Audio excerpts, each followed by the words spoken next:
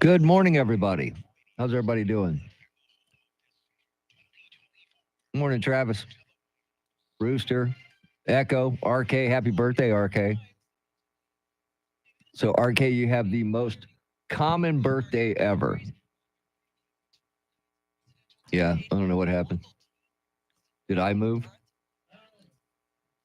So it's going to stay with the empty chair? Well, I mean, yeah, I mean, there's no reason having an empty chair there. All right. Hello, everybody.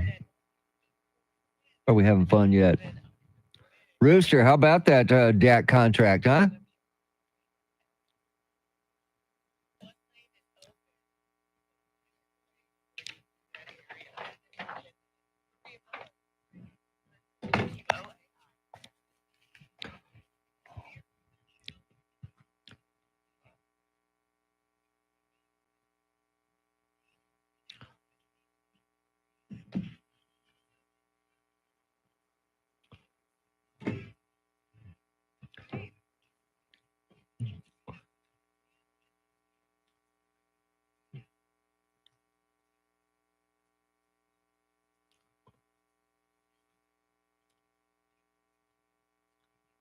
Okay, Rooster. But logic says you spent $240 million on a quarterback. That should get you to the Super Bowl.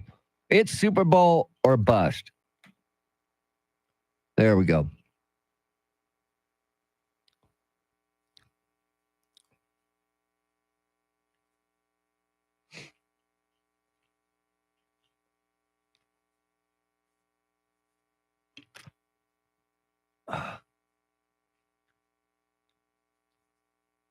Yeah.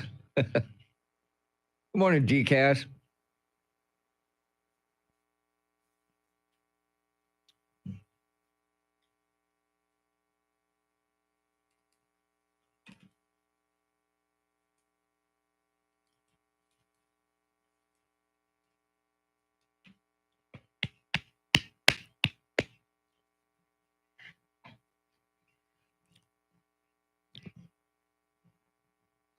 Wow.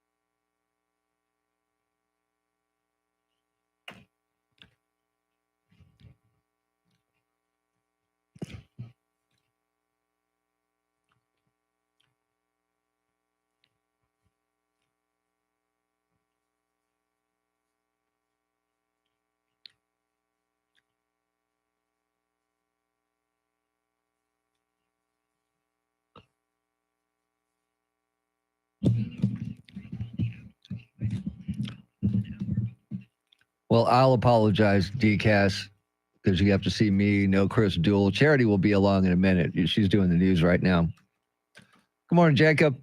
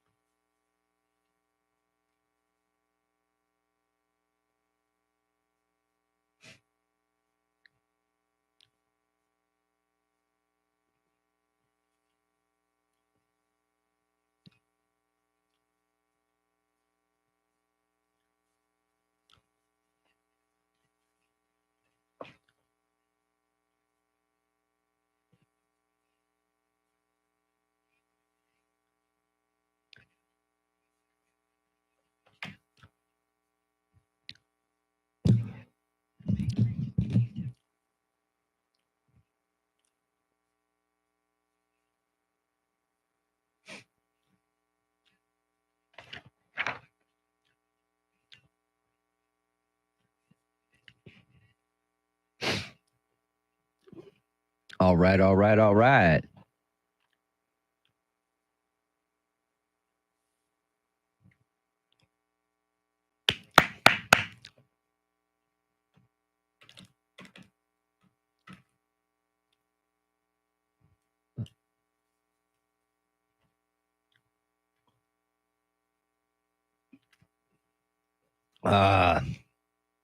UT looked great on Saturday. Poor UTSA, because after their butt kicking in at Texas State, they get to go to Austin and take on the Longhorns this Saturday. Man, Longhorns could hang 80 on them. That's going to be a butt kicking.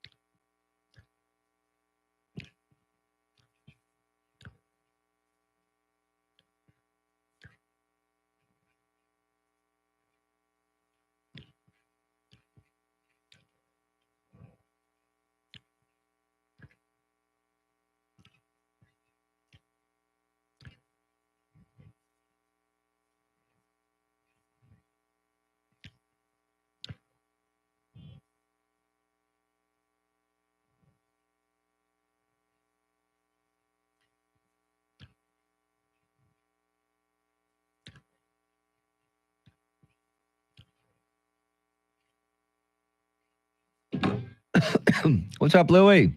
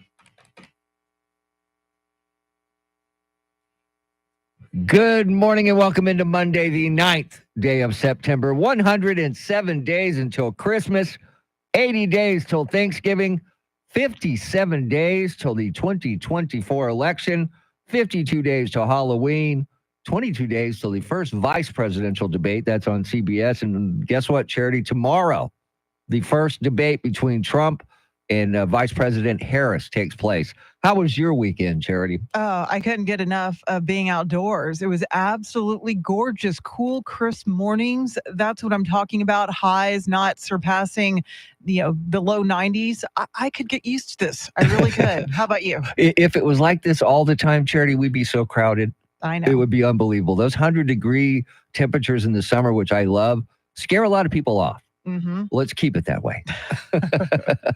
So you had a good weekend, I take it. Definitely. How about yourself? It was like you said. I enjoyed a lot of time outside. Spent a lot of time on my back porch because the weather was so nice in between football games. Oh, I bet. There was a lot of football games. I loved it. It's the best time of the year for me. It's my Christmas.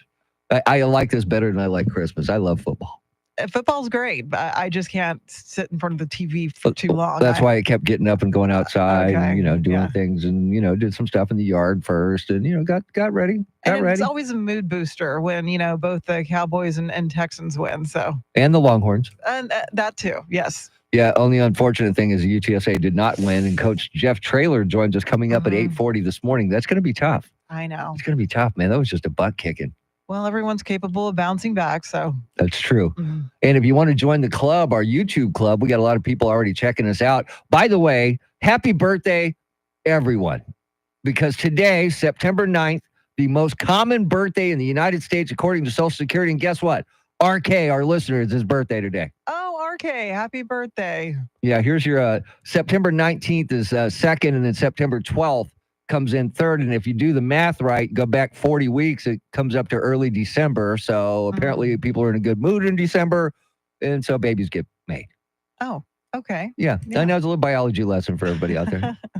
All right, let's get traffic and weather together.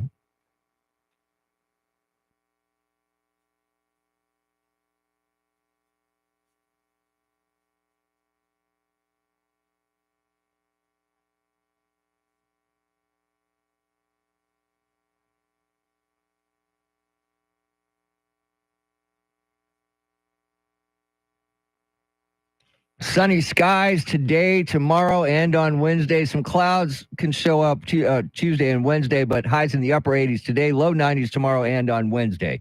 65 degrees in Leon Valley, 63 at the Snake Farm, and 65 right here in Stone Oak. WOEI News Time, 512. San Antonio's first news on this Monday, the 9th day of September. Mr. T, along with Charity McCurdy. Chris Duell out. He's on vacation. He's up on the Oregon Trail. He's up there hiking the Oregon Trail. Should be fun. So we found out right before the Cowboys game yesterday that Dak Prescott got his new contract, $240 million for 4 years, an extension, $231 million guaranteed. So the way I read it, that's $231 million guaranteed for us to be in a Super Bowl this year, right? That sounds like it based on that silly amount of money. Wow. Silly Just money. another typical Jerry Jones move. you know? Yes. If you were all thinking, if you're a Cowboys fan, you were thinking, okay, Dak lives out this season, doesn't do well. He hits the free agent market next year. We get to draft a quarterback. Not so much. Okay, so we're looking at what, 2028 before we even can think about hanging our hopes on another Super Bowl? Yeah, because here's the thing right now, if you don't want Dak around, you still got to pay him $231 million. Yeah. So that just, it's not. And the person that needed to get paid had a great game yesterday. Micah Parsons had a great game, and he's a Yes. guy waiting for a contract. They should have paid him first. I know. But at least we won the first game, Well, so yeah, there's yeah. that. But it did bother me that the second half they didn't do a lot. Yeah. Their defense looked great. Mhm. Defense looked great, and defense wins championships. I'm just saying. And we always start out strong, Yeah. that's always typically the case. And then Yeah. we know what happens from there. Reality sinks in. Mhm. Yeah, that's horrible. It's horrible. We'll have more on that coming up. Also, the alleged Georgia shooter's mother said she warned the school before that school shooting. We'll get into that coming up.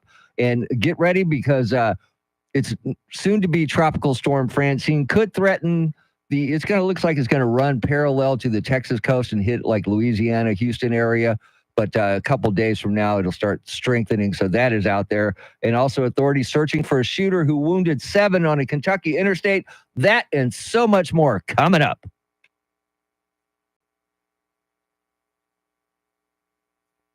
And I'm back.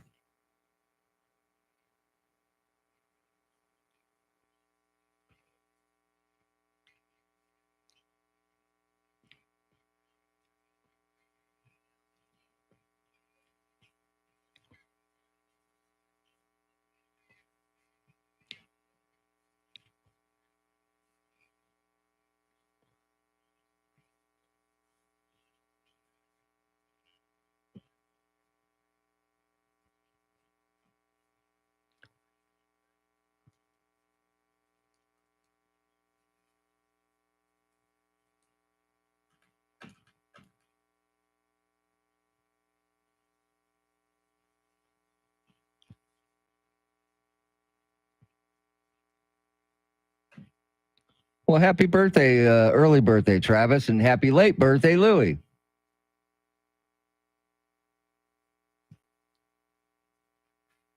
Yeah, they're going to win some games. I don't know if they're going to win it all. No, but they'll win some games. They'll be better than they were last year, in my opinion.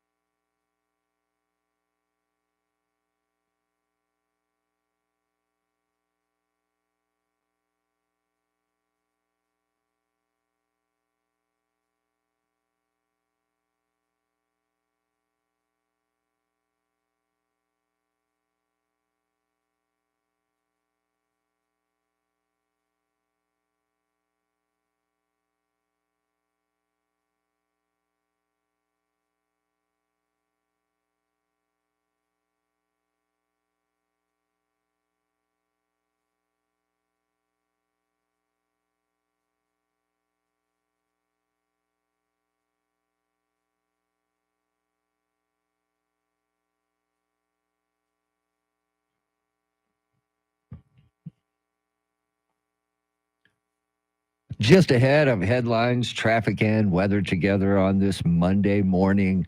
Found out yesterday the 2025 Super Bowl halftime show will be none other than Kendrick Lamar. Yay. I guess.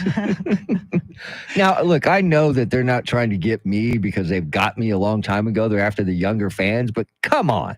I just want to switch up in genres. I feel like we're getting a lot of the same stuff. I don't know. Maybe it's just me. No, I think you are correct.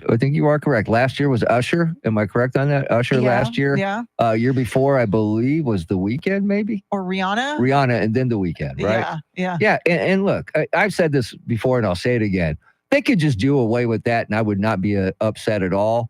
Just show me some highlights at halftime. Let's get back to the game and let's get it on.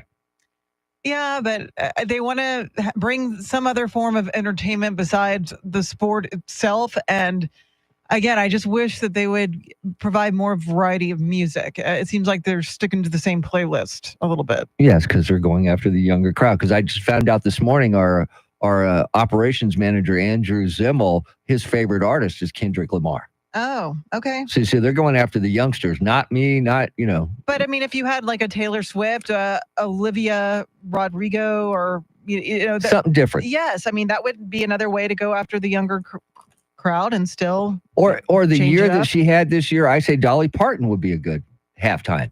That's she could do some rock songs toward the older crowd. Yeah, but yeah. Which means it'll never happen. It'll never happen. Anyway, so that is your halftime performer for this Super Bowl, which comes up on February 9th. Charity, what else is going on? A new national poll shows a virtual tie in the race for the White House just ahead of tomorrow night's presidential debate. Francine is looking to become the Atlantic's next hurricane, and the signal caller for America's team is now the highest paid player in NFL history. We'll have more right now, traffic and weather.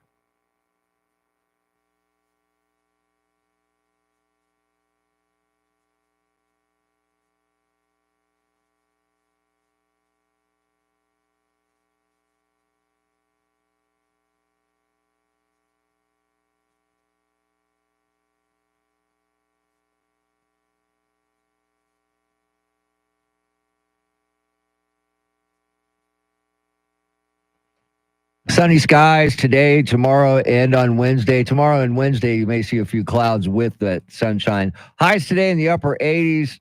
Highs tomorrow and on Wednesday in the low 90s.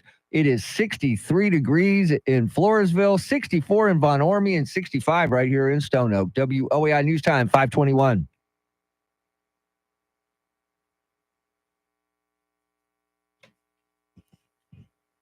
This weather that we have right now, it reminds me of school so much. When you got up in the morning to go to school, it was kind of cool. You get to school, you ditch the little, flannel shirt, put it in your locker.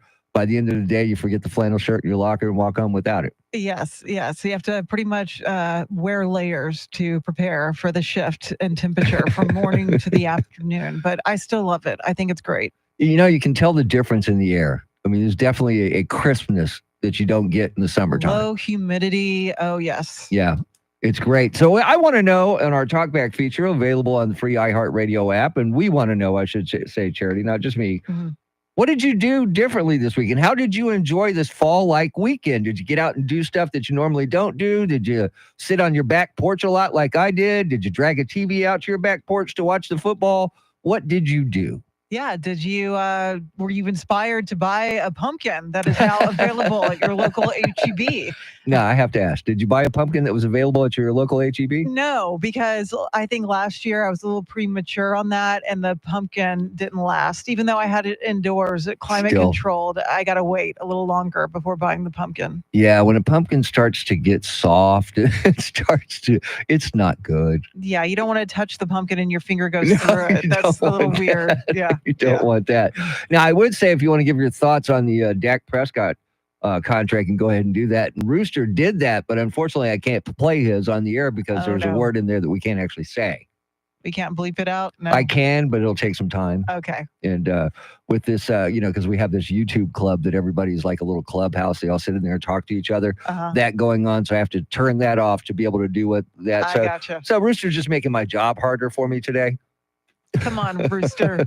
You're better than that, Rooster. Come on. Oh. Yeah, if you want to add that in there, you can do that. But really, and also if you want to give us an idea on what you might want to see at the halftime of the Super Bowl, feel free to throw that in as well. I mean, I can't be the only one that's disappointed a little bit. I know that's in contradiction to Andrew Zimmel, but I want to be excited about all things Super Bowl, including the halftime entertainment. Isn't Jay-Z in charge of that? I believe so. Okay. So that's why maybe everything's happening like it's happening. Okay. Just saying. Just saying. All right, coming up at 5:40, the alleged Georgia school shooter's mother said she warned the school about 30 minutes before the shooting happened. We'll get into that coming up. WOAI News Time, 5:25.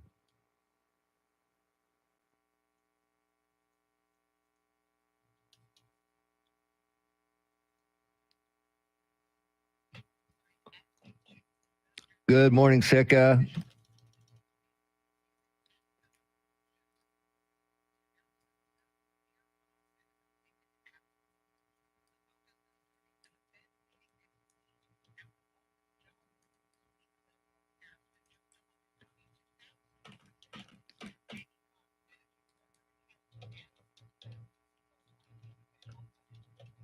That's not too bad, Travis. I spent some time on my lawnmower on Friday, actually, not Saturday.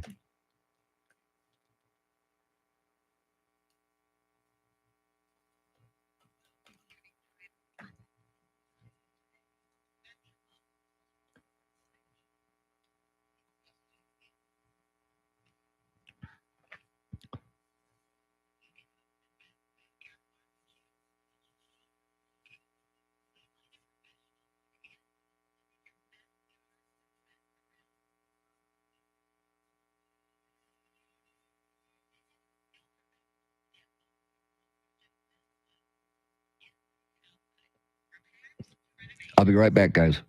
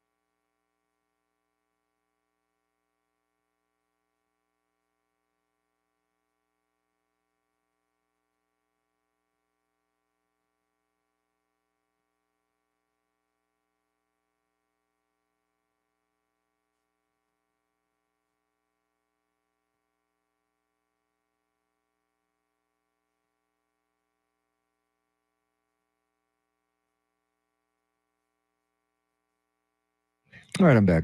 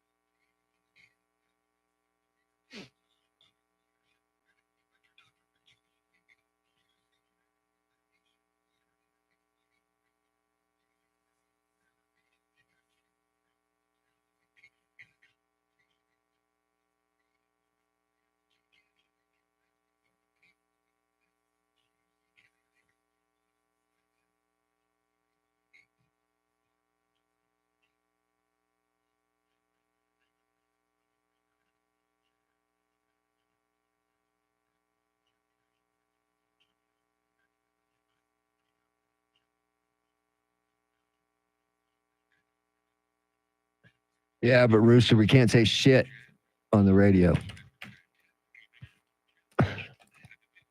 We'll see what I can do with it. Yes, apparently we can say it on the stream, though, because I just did.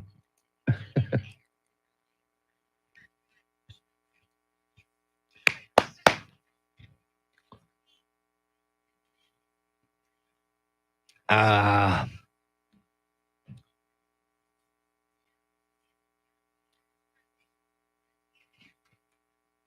Ah.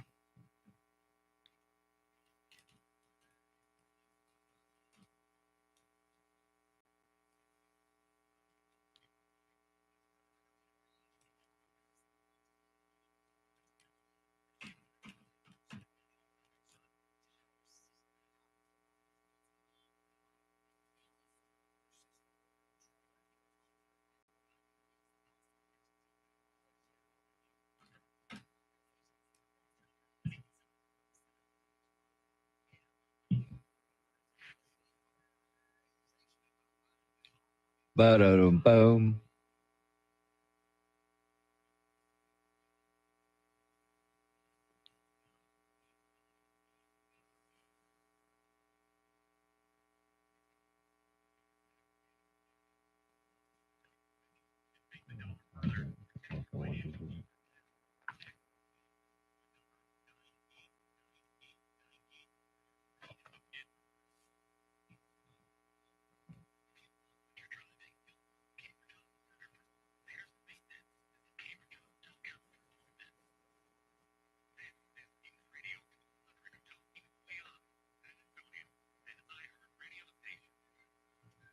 .30 is our time. San Antonio's first news. Good Monday morning. I'm Charity McCurdy. Among our top stories, the race for the White House is neck and neck ahead of tomorrow's presidential debate. And Francine is expected to become the next tropical storm today as it moves near the western Gulf of Mexico. More coming up. First, traffic and weather together every 10 minutes and mornings.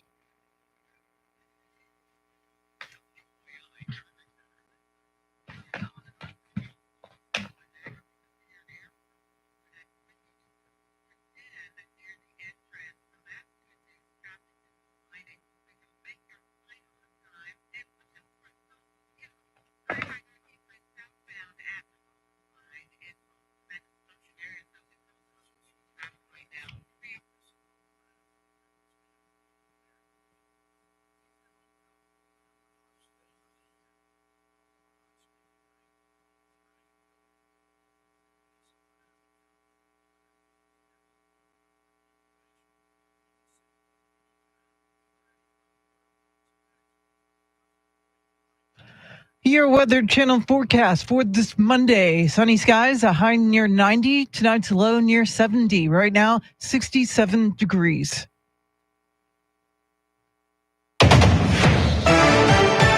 All eyes are on Philadelphia, where the two presidential nominees will meet for their first presidential debate hosted by ABC News. Here's Fox's Ashley Strohmeyer. Vice President Kamala Harris and former President Donald Trump are gearing up for this week's presidential debate in Philadelphia. This will be their first ever face-to-face encounter, as new polls show the race is a dead heat. The vice president has been hunkered down in Pittsburgh for several days to study up, while Trump has remained on the campaign trail. You can catch Tuesday's ABC News presidential debate simulcasted right here. Coverage starts at 9 p.m. Eastern. And a new national poll shows a virtual tie in the race. The poll released yesterday by the New York Times and Siena College gives former President Trump a 1-point lead, 47% over Vice President Harris. The survey noted that it's well within its margin of error. The Democratic vice presidential nominee, meantime, is making his first trip to Texas. Here's Beth Myers. Tim Walz is fundraising in Dallas today, which experts say is his sweet spot. UTSA political analyst John Taylor says the Minnesota governor is a likable guy who's in demand. It's that kind of happy warrior mentality that another Minnesotan had, Hubert Humphrey. He says the popularity amongst Democrats won't make a difference in the polling, but he says Walz can bring in big bucks. Tickets to today's event start at $1,000. I'm Beth Myers, News Radio 1200 WOAI. The League of United Latin American Citizens is mounting protests against recent actions of Texas Attorney General Ken Paxton. LULAC members demonstrated outside Paxton's San Antonio office on Saturday. The league is protesting raids carried out by Paxton's office a few weeks ago on the homes of several Democrats. LULAC also opposes Paxton's lawsuit against Bexar County over its plan to send unsolicited voter registration forms to county residents. Paxton claims the forms could end up in the hands of non-citizens or felons who are not eligible to vote. A woman has died from the collapse of bleachers at a county fair in the Hill Country. John Mark Dempsey has details. The woman who died is 79-year-old Vera Asher Smith. The collapse of the bleachers happened during a rodeo at the Kendall County Fairgrounds on August 30th in the town of Bernie. 8 people were hospitalized. Witnesses say about 30 to 35 men held up the bleachers until the first responders arrived. Investigators found the Kendall County Fair built a new section of bleachers but did not apply for a building permit, and so the bleachers were apparently not inspected prior to the fair. The San Antonio Police Department has arrested the person responsible for making online threats against 7 local schools. According to SAPD, a 12-year-old was arrested and charged with 7 counts of felony terroristic threats. No weapons were found at the teen's home. Police want to remind parents to monitor their children's social media activity. A tropical storm system in the Gulf of Mexico has prompted Governor Abbott to mobilize emergency response teams ahead of it. As of this morning, per the governor's order, the Texas Department of Emergency Management has escalated to readiness level 2 at the State Operations Center. Heavy rainfall and flash flooding may impact coastal communities. Among the resources on standby are Texas A&M Task Force 1 for swift water rescues and Texas A&M Public Works response teams. Other state agencies on standby include TxDOT, DPS, Parks and Wildlife, Texas National Guard, and more. Abbott says the state is closely monitoring the latest weather conditions. Eric Lycum, News Radio 1200 WOAI. The world's #1 tennis player, Italy's Yannick Sinner, won the men's U.S. Open title yesterday in New York, beating America's Taylor Fritz. Game for the match, Sinner. 3 sets to love. 6-3, 6-4, 7-5. Yannick Sinner is the hard court king. That sound courtesy of ESPN. The win came less than 3 weeks after Sinner was found not guilty in a doping case. Fritz's loss kept America from winning its first men's U.S. Open title since 2003. Miami Dolphins wide receiver Tyreek Hill was seen detained by police hours before his team was set to face off against the Jacksonville Jaguars. Here's Fox's Madison Scarpino. It's not every day that people see a star NFL player on the street, let alone getting detained by police. The Miami-Dade Police Department says that one of the cops involved is on administrative leave for now. Social media video shows just part of what happened. It's unclear how an alleged driving violation escalated to the wide receiver being handcuffed, laying on the ground, surrounded by cops. The Miami Dolphins say he was only detained for a short time, and several teammates saw the incident go down and stopped to offer support. After today's game, Hill told reporters he has no idea how he ended up in handcuffs. After Hill was released, he went on to play in the game and scored an 80-yard touchdown in the third quarter. It is 5:37 now with breaking crime news from around the country. Here's Nancy Grace.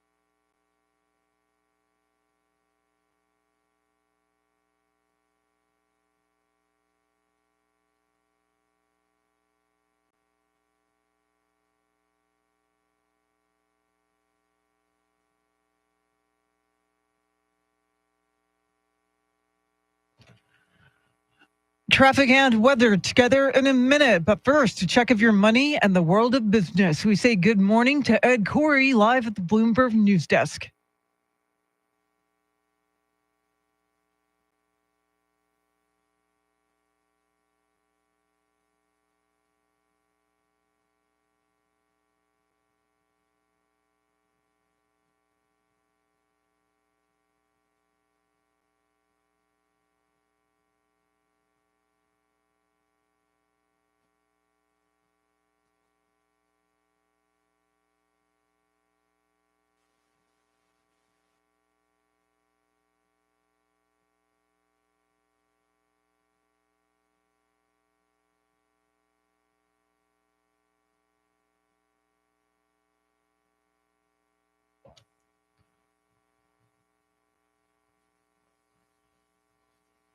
Thanks, Ed. News at the top and bottom of every hour, along with breaking news as it happens. I'm Charity McCurdy. Here's traffic and weather.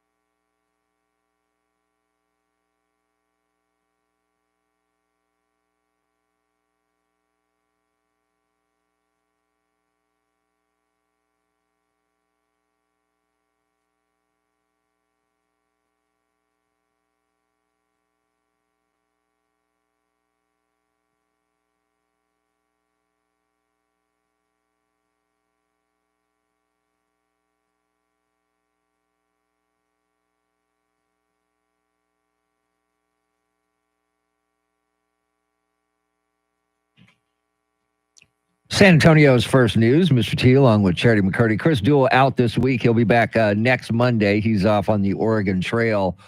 Coming up next, we'll go back in time. We call it Flashback. What year will we land in? You'll have to stick around and find out. Maybe you can guess yourself. And if you'd like to be a part of the YouTube club, people watching us on YouTube, there's a little chat going on. People are making friends there. It's like they're family, Charity. It's like they're all just one big family, like all our listeners are. Yeah, so sweet of them to make us a part of their morning routine. Yeah, all you have to do is go to YouTube and search 1200 WOAI and join the party Mm-hmm. because it's going on. All right, so remember the shooting, the school shooting at the Appalachia High School in Winder, Georgia last week? Yes. Well, the mother of the alleged shooter said that she got a text message from her son that caused her to call the school and talk to the counselor and say that there was an extreme emergency and her son needed to be found. Mm. This was 30 minutes before the shooting started around 10:20 that morning. She called it about 9:50. And apparently they went looking for him. And if you know this, we brought this up last week. The shooter's name, I'll say it right now, Colt Gray. There's another kid at the school named Colton Gray. And allegedly they went to the room of Colton Gray, the algebra class he was in, looking for Colt Gray. And of course, he wasn't in that class either. And that was kind of the holdup. But was that enough time for them to do something, Charity? 30 minutes? It's better than nothing. Yeah. And it shows that the mother had concern and did the right thing by notifying school officials. But, you know, I don't have a lot of confidence in school officials as far as were they confused which Colt Gray was a threat based on his history. I would think they would know which student they would need to keep a close eye on.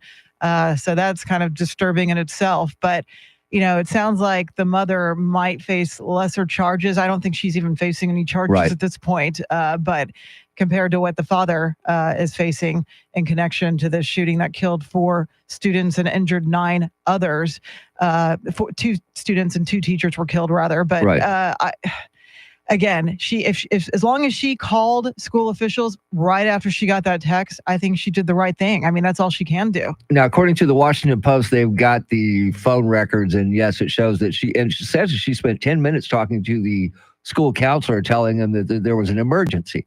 Now, what kind of emergency? I don't know if she ever, spelled that out, but there was an emergency. Well, I would think if she did at all hint like there might be a violent act, my son was threatening a violent act, I would think that the school would immediately go into lockdown at that point. You would think. And with all the school shootings that have happened, over the, let's just say the past 25 years, you think that would be part of a protocol. If there is a threat, if you get a hint, just a hint of a threat, you lock down that school. I mean, especially when it's the parent of a student at the school.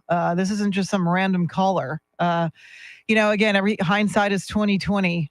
So we're going to have to learn more specifics before we can truly make a judgment because the investigation's still ongoing. I just hope that we said this about Uvalde. We just hope that we learn from these and make adjustments to kind of stop the next one or try to curb the next one because there's going to be another one.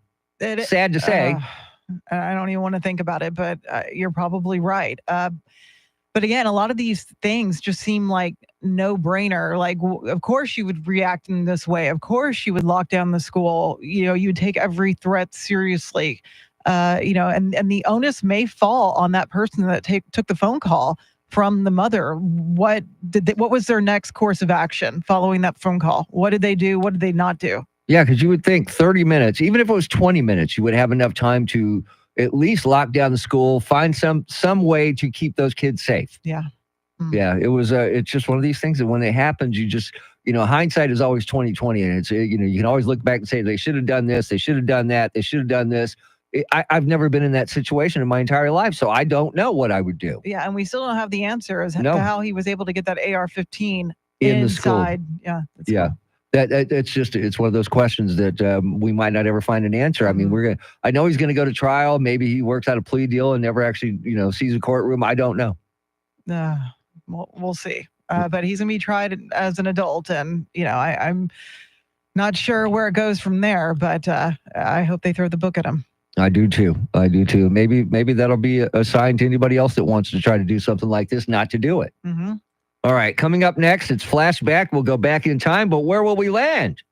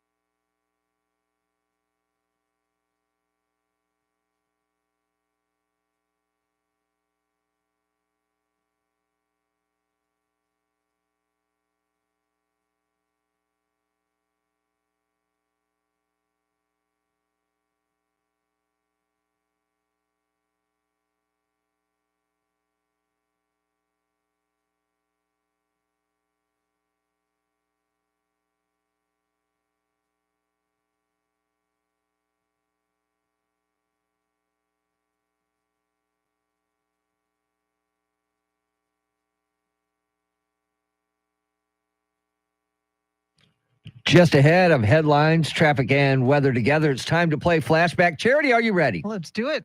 Let's go.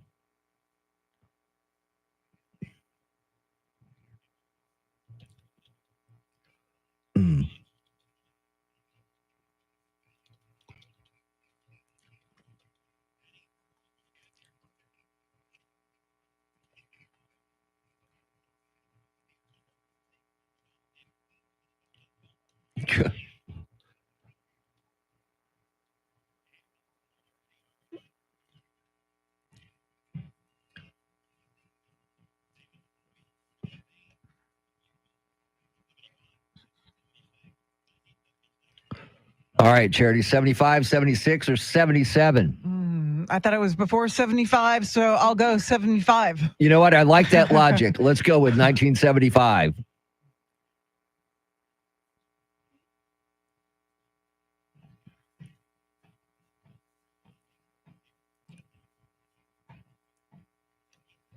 Oh, look at that, Nice. Charity. Way to go. Thanks. Way to go. Charity, she's a smart one here, by the way. All right, Charity, what else is going on? Final preparations are underway for the first showdown between Donald Trump and Kamala Harris. Governor Abbott is activating state emergency resources ahead of potential impacts from tropical activity in the Gulf of Mexico. And a 12-year-old has been arrested for threatening to carry out shootings at 7 local schools. We'll have details coming up right now, traffic and weather.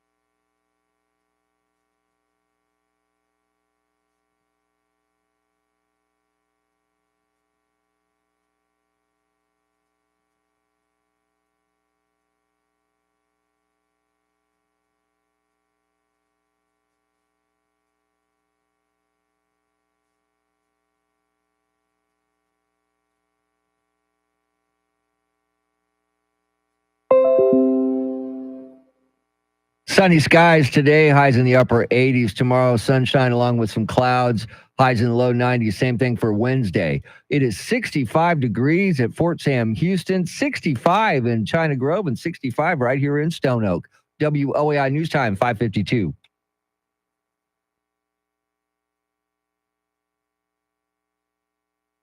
Coming up at 6:10 this morning, soon to be Tropical Storm Francine. Where's it headed? We'll give you the latest what we know coming up at 6:10. But we're asking you on the Talkback feature available on that free iHeartRadio app. How did you enjoy this fall-like weekend? Before we get to that, Rooster checked in on the Dak Prescott historical contract. Here's Rooster. Hey, good morning, Tim and Charity. It's Rooster. After Dak Prescott's new contract, Jerry Jones just proved to all Cowboys fans how much of a moron he is. Jerry just proved to all players that you can suck at what you do and still get the big money. So what about yesterday? It was the Cleveland Browns, and Charlie was right. The Bears control the league. And how do I feel about it? Oh, I'm super excited. I'm happy. I'm overwhelmed. And then he said he was full of something else. Uh-huh. So, yeah. Yeah, it's silly money. And, I mean, Dak is good, but he's not great. And we've yet to see a Super Bowl. Now, I will say this. If for somehow, some way, by a miracle, we end up, the Dallas Cowboys end up in the Super Bowl this year, then it's worth every penny. Yeah, I mean, and maybe this will motivate him to, carry out a better season. But again, it's just based on what we've seen in the past. I don't think we're any closer to a Super Bowl. Yeah, well, he's actually pretty good in the regular season. If you look at his record, he's actually a very good regular season quarterback. But for it's the postseason. yeah, for $231 million guaranteed, $240 million overall, you better be good in the playoffs. Exactly. And, looking at Tom Brady yesterday, I was like, maybe we could have given him that money and, we'd be in a better position. I don't know. Which, by the way, how do you think he did? For the first time, he did okay. I thought he did great. Yeah. I mean, he's only going to get better. I'm sure he had a little, first day on the job nerves. So, I give him a pass, but he looked good. Well, there were times during the game where I forgot he was calling the game, and I'm like, who is that guy? because his voice went a little bit higher when he got excited. And I thought, well, and then I went, oh, yeah, it's Touchdown Tommy. How can I forget that? Yeah. All right, let's hear from the birthday boy, RK. Morning, RK here. Well, it's sure been a lot different than the 100+ days. The last 2 days, I got 112 cinder blocks laid on the koi pond. Anybody that would like to see this, I'll put a link on my Facebook page so you can look at the work. Everybody have a beautiful below 100-degree day. Thank you, RK. I have actually seen pictures on his website of that koi pond. It's a big one. That's impressive. Yeah. It looks like you could actually get a little boat in there. That's how big this Or thing you could is. fish in your own koi pond. Yeah. Catch and release stuff. Catch and release. Of course. All right, check in with our favorite school teacher. Hey, Mr. T and Charity, Stephen from Waddle. My son and I were out in the front yard throwing the football around to celebrate the cooler weather and the start of football season. My wife is training to run the half marathon, the rock and roll half marathon in December, so she ran on Sunday, said it felt great, didn't sweat buckets. Hey, what's a tree's favorite song in autumn? Don't Stop Be Leafin'. Y'all have a great Monday. That is a great song. All right, let's go out to Pipe Creek real quick. Morning, y'all. This is Danny from Pipe Creek. It is a crisp 53 degrees here at the ranch. We had a great weekend. I'm having a big surgery on my shoulder coming up this week, so lots of football to be watched and watching all the Wild Birds and the Aggies. The Aggies won. Have a great morning. Thank you, Danny. Well, the Aggies did win. They did. That's good. Yes. And with Notre Dame losing, doesn't that make Aggies look a little bit better? It does. Yeah. Exactly. All right. Before we get to the break here, Tyreek Hill, I heard you talking about it in your news. Tyreek Hill getting arrested or getting detained before the game yesterday morning. Interesting because here's what he had to say in the press conference after the game. I have no idea, for real. No idea, man. It's crazy.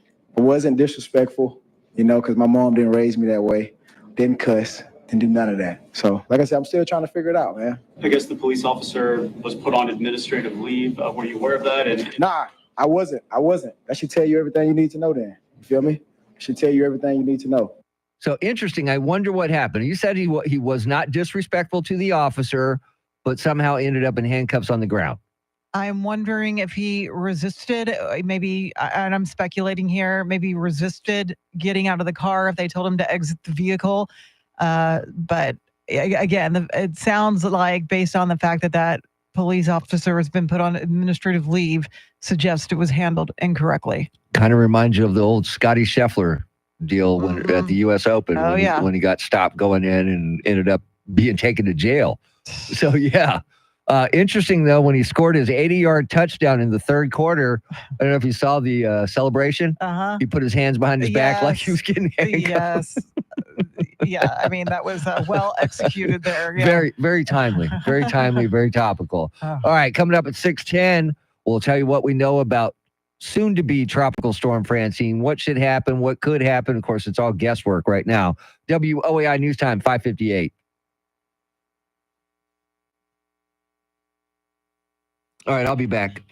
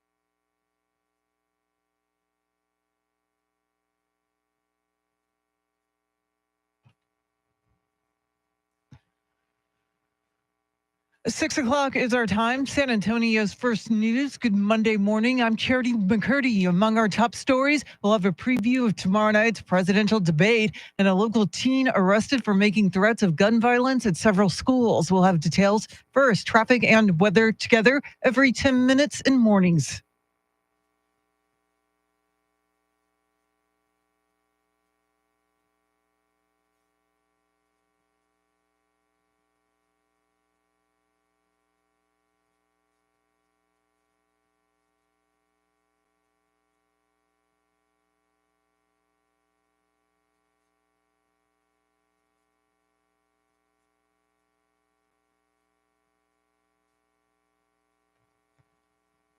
Your Weather Channel forecast for this Monday. Sunshine, a high near 90. Tonight's low near 70. Right now, 63 degrees. The debate over tomorrow night's presidential debate in Philadelphia continues. Here's Fox's Kevin Uretsky.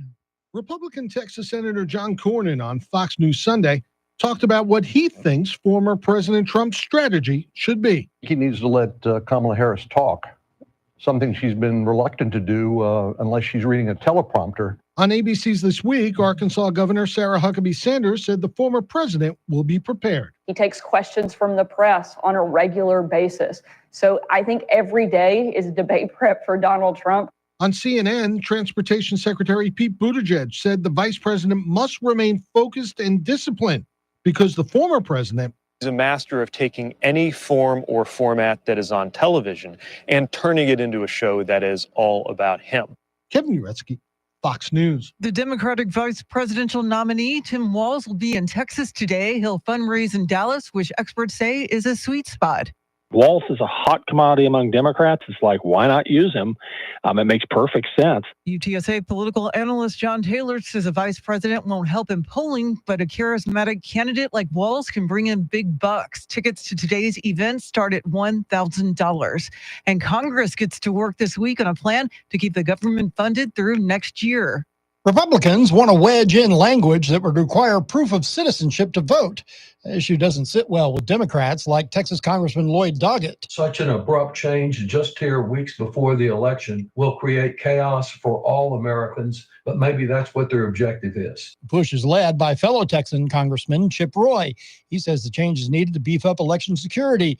The strict proof of citizenship requirements, however, would likely be dead on arrival in the Democratic-controlled Senate. I'm Rex Oates, News Radio 1200 WOAI. The mother of the teen accused of killing 4 people at a Georgia high school says she called the school before the shooting to warn about what she believed was an extreme emergency. The Washington Post says records show that Marcy Gray called the Appalachia High School about half an hour before the shooting and was on the phone for about 10 minutes. Law enforcement officials in Kentucky are still looking for suspected Kentucky Interstate 75 shooter Joseph Couch following the Saturday night attack. Speaking last night about the manhunt, Laurel County Sheriff John Root explains how Couch got the weapon they claim he used in the shooting. He obtained a firearm at a local place here in London, but it was obtained, legally. He went through the ATF. He went through all the proper paperwork. The attack left 5 people injured. A potential tropical storm in the Gulf of Mexico could threaten parts of Texas and Louisiana as a Category 1 hurricane by today or tomorrow. The National Hurricane Center gives it a 90% chance that Tropical Storm Francine will form, sending heavy rain that may reach southeast Texas as the storm heads northeast toward the upper Texas coast or Louisiana, but it's looking like it's shifting more towards Louisiana. And Central Texas police have arrested suspects they say were making threats to schools. San Antonio police arrested a 12-year-old who they say made online threats to 7 local schools. Though police deemed them non-credible, they charged him with 7 counts of making felony terroristic threats. In Austin, Eanes ISD said a student who made threats against Westlake High School and several students on Snapchat was arrested. Eanes Superintendent Dr. Jeff Arnett said they'll be extra observant on campus this week, even though they believe there's no existing threat to the school now. Police remind parents to monitor their children's social media activity. Eric Lycum, News Radio 1200 WOAI. The punishment phase starts today for the San Antonio couple whose dogs attacked and killed an elderly man in February of last year. Christian Moreno and Abilene Schneider pled guilty to the charges, so a trial was not necessary. A judge will determine their punishment in the case. The three dogs attacked 81-year-old Ramon Nahara, who died later that day. The dogs also injured his wife, a fire captain, and a neighbor who tried to help. All three of the dogs were euthanized. Well, the Cowboys cruised to a big Week 1 victory over the Browns, 33-17. Exciting start, though. Super exciting start on the road, a place that we weren't very good in last year against a team that was great at home last year. Last year, but to turn the page and to start this year the way we did was huge. Meantime, Dak Prescott is now the highest paid player in NFL history. The Cowboys and Prescott have agreed to a record-setting 4-year, $240 million contract extension to keep him with the franchise through the 2028 season. The deal includes $231 million guaranteed, which is the most in NFL history. It is 6:06, news at the top and bottom of every hour, along with breaking news as it happens. I'm Charity McCurdy. Traffic and weather coming up.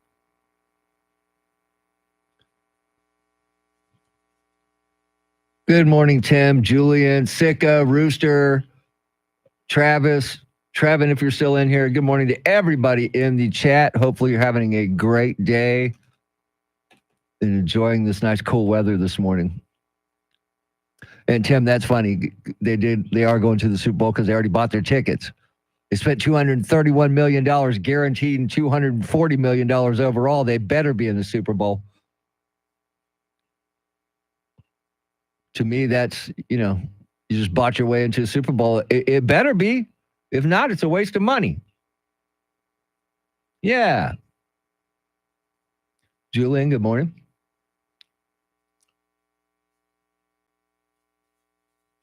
And good morning, Louie.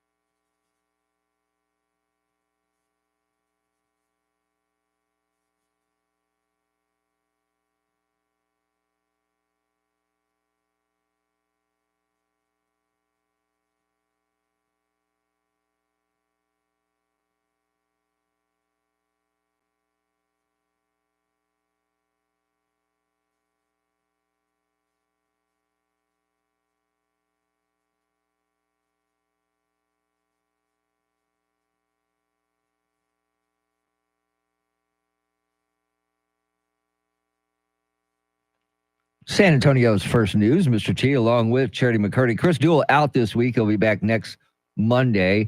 Coming up at 6:40, White House correspondent John Decker is in Philadelphia to cover the first and likely only debate between former President Donald Trump and Vice President Harris. He joins us at 6:40.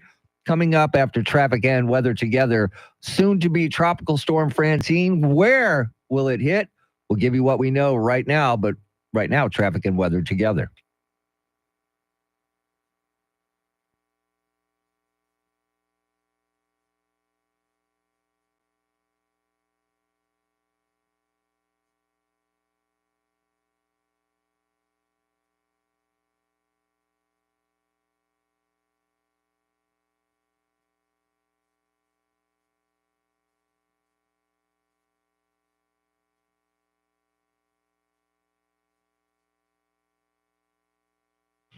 Sunny skies today, highs in the upper 80s. Tomorrow and Wednesday, sunshine with a few clouds, highs in the low 90s both days. It is 65 degrees at the Bun and Barrel, 65 at Randolph Air Force Base, and 64 right here in Stone Oak. WOAI News Time, 610.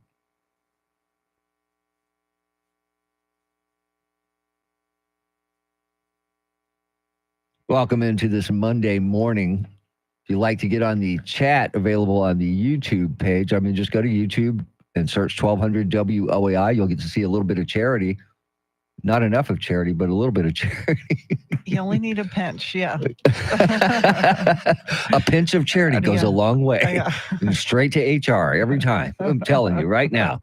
All right, so the system that is soon to be a tropical storm today is moving up the western Gulf of Mexico coast. So basically up the Texas coast, and it looks like it'll be a hurricane by early Wednesday morning and could make landfall going into between Houston and Louisiana. And if that's the case, they're looking at Houston, poor Houston. They're going to get a lot of rain again, it looks like. And they're used to it. Yeah, but the soil is saturated from recent rainfall. So, you're looking at runoff and flash flooding. But the good news is that the latest models show that it's shifted slightly to the east, this cone. Right. So it looks like it is going to have a greater impact to Louisiana and less to Texas. It looks like a bulk of the rainfall will stay offshore. Yeah, because we're on the dry side of the storm itself, so we're not going to see probably any rain here in San Antonio from it. No, but if it brings us cooler temperatures, I'm all for it. Well, it's been cool enough in the mornings. It's 63, 64 right now outside, and it feels great with that nice little breeze going. But, I like it when it gets up into the upper 80s and the low 90s. You don't like it because it's too warm and you can't get your sweaters out yet, right? Yeah, they're still waiting to be worn. But we were told that it was going to be extremely active Atlantic hurricane season. So, this is pretty much par for the course. Even though it's saying it's going to be a category 1 likely, it's still something you got to take seriously. Storm surge is always a big concern with hurricanes. And they could see storm surge as early as tomorrow morning, late tonight. Yeah. Tropical storm watches are in effect for northeastern Mexico and the extreme southern Texas. So it's going to affect some people.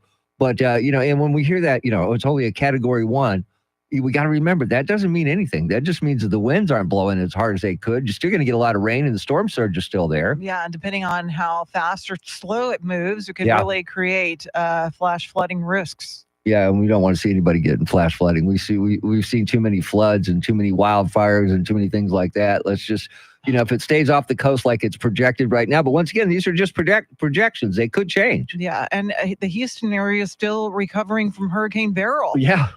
So this is the last thing they need. Hopefully it will shift more east.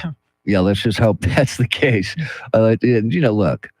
We need some rain here in South Texas, and yes, there is a 30% chance, it looks like, on Wednesday that we might see a few showers, but they'll be scattered. And look, any rain is good rain. Any rain is good rain. So if this could help out with that, I'm all for it. We just hope that nobody loses their life and there's not a lot of property damage. And we saw what happened on Labor Day Monday, just a little bit of rainfall, and you got, Broadway flooding, It's crazy how much of an impact it can have, especially in those areas with poor drainage. Yep, definitely. All right. If you want to check in on the iHeartRadio app and the TalkBack feature available for free, what we're asking you today is how did you enjoy this fall-like weekend? And should Kendrick Lamar be the halftime entertainment at this next Super Bowl coming up on February 9th? If you have a suggestion for that, go ahead and feel free to let us know. Coming up at 6:40, White House correspondent John Decker will be in Philadelphia covering the debate. We'll get a preview from him coming up. WOAI News Time, 6:15. And we're back.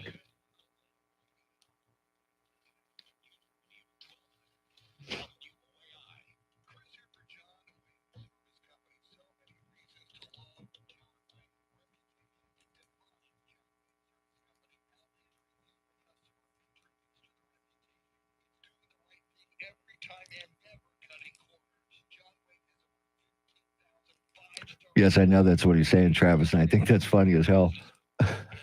It is not a joke. Hey, they're going to the Super Bowl, but they're going to have to buy tickets like everybody else.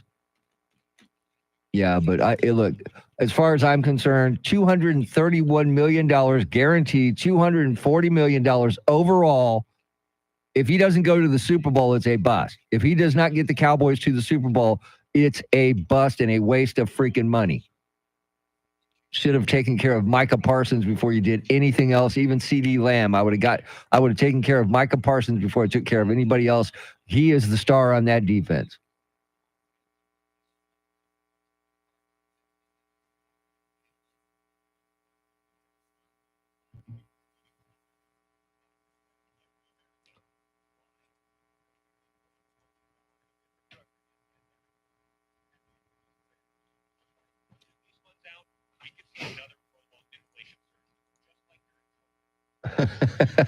Violent agreement. I love that. It's something you don't hear a lot.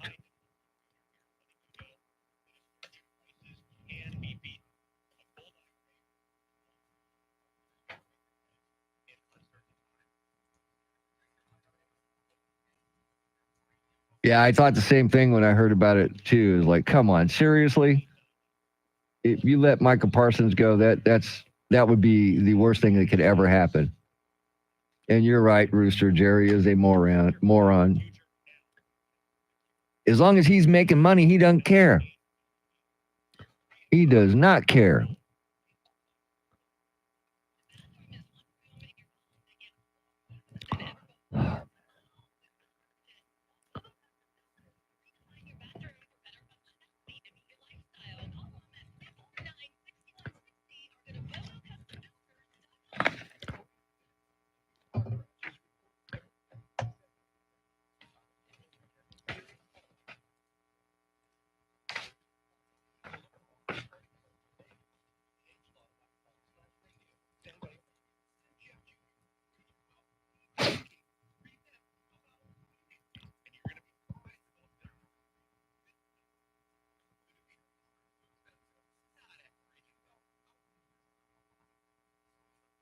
Yeah, that's the unfortunate thing, Travis.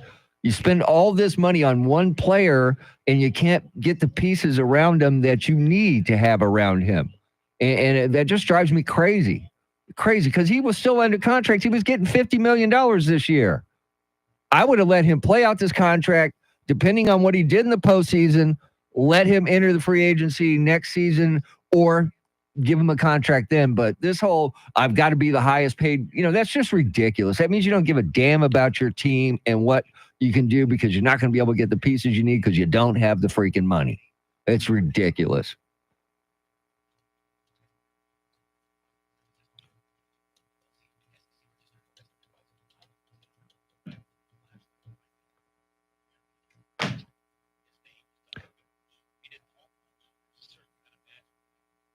It's the Kansas City Chiefs, definitely. Definitely, Tim. No, I know. That's the whole thing. I would have let him go on the free agency market after this season to see what could happen, because I don't think anybody was going to get. He's not worth more money than Mahomes.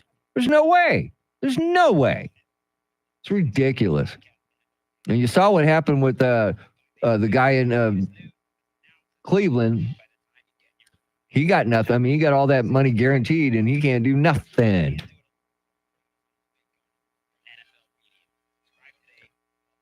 Crapola. All right. Stand by, everybody.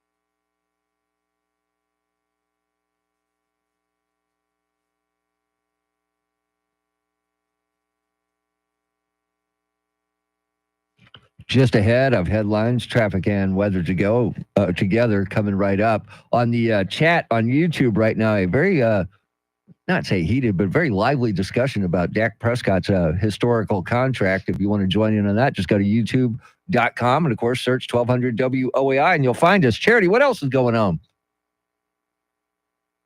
Polls show the presidential race virtually tied ahead of tomorrow's ABC News debate. What's expected to become Hurricane Francine is expected to make landfall near the Louisiana-Texas state line on Wednesday. And we now know who will perform for the Super Bowl 59 halftime show. We'll have details right now, traffic and weather.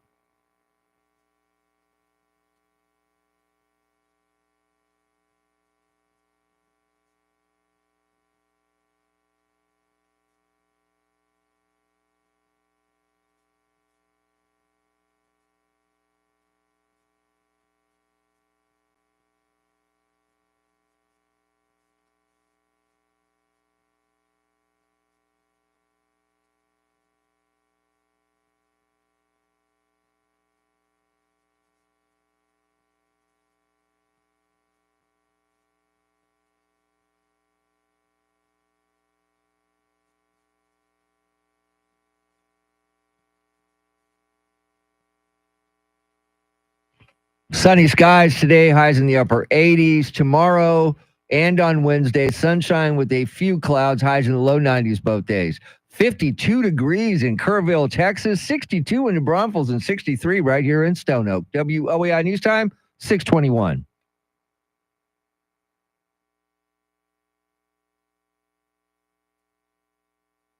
Well, yesterday came to an end with no results in Kentucky manhunt for a suspect alleged to have fired multiple rounds at passing vehicles on I-75. Here is Deputy Gilbert Asiardo with the Laurel County Sheriff's Office. As this continues, it becomes more stressful for the community. It becomes more stressful for the officers that are there because we're looking, and we're trying to find him, and we haven't found him, and it's just stressful for everybody. Now, the shooting happened around 5:30 local time on Saturday with at least 9 vehicles hit by gunfire, according to the sheriff's office. 5 people injured. Now, they say that they don't believe anyone was targeted by the shooter. They just say he chose the location. But that's even more scary if there was not a target and he's just randomly shooting at cars down a highway. Yeah, I mean, one person was shot in the face. Ow. So 5 people were shot, and among those serious injuries is that person that got shot in the face. But, it just brings back those haunting memories of the DC sniper attacks in 2002. I think like 7 people ended up dying. I mean, maybe more, I think 10 when it was all said and done. But crazy. And the fact that, he's still on the loose is even more concerning. Yeah, they found his vehicle, and he was not in it on exit 49 on I-75. They found his vehicle, but he wasn't in it. And then they found his gun, or at least one of the guns that he had with him. They don't know if he's still armed. They're still calling him armed and dangerous, but he fled into the woods, and they said they couldn't go in at night because it was so treacherous to go in there at night. They didn't want to get anybody searching hurt. Oh, hopefully they're able to track him down, get one of those heat thermal sensing drones and find this guy. But they had to close down that stretch of highway for obvious reasons. But sad that you can't even drive on the highway to get where you want to go without worrying about getting shot. Yeah, these random shootings like this to me are more scary than a targeted shooting. Yes. Because you don't know what he's shooting. Why is this guy doing this? What's his end game? Mm-hmm. Just hurt as many people as possible, because this is it's scary. Yes, most definitely. Yeah. You mentioned, driving down the highway. I was thinking about it this morning as I was driving in, listening to a news report about it. I went, wow, I'm looking on the side of the road to see if I see anybody sitting there. It's just, it gets your mind going. It does. And anytime I am driving underneath a bridge, I will just look to make sure there's nobody hanging off the edge of that bridge with some kind of object in their hand, like a brick, or I don't know. That's just where my mind goes. I know that's the chances of that happening are slim, but still, there's just been too many random attacks that we report on. So I'm a little bit more self-conscious than most when it comes to stuff like that. I'm glad I'm not the only one that looks up at those overpasses. I do, because I was watching Cindy was watching some TV show, and I forget what it was, Chicago Fire. She was watching it when I came home one day, and there was an episode where a guy was throwing stuff off of bridges to hit cars, and then he would go and try to save the people. It was like a Good Samaritan kind of thing. Yeah. And so I look, every time I see anybody up there, I'm also worried about them jumping too. Yes. Just my mind goes like that. I'm glad I'm not the only one, though. That's all I got to say is I'm not alone, Charity. I like that. I like that. All right, coming up at 6:40, we're getting ready for the big debate tomorrow between former President Donald Trump and Vice President Kamala Harris. Our White House correspondent, John Decker, will be in Philadelphia to cover it. He's got a preview coming up at 6:40. WOAI News Time, 6:26. And we're back.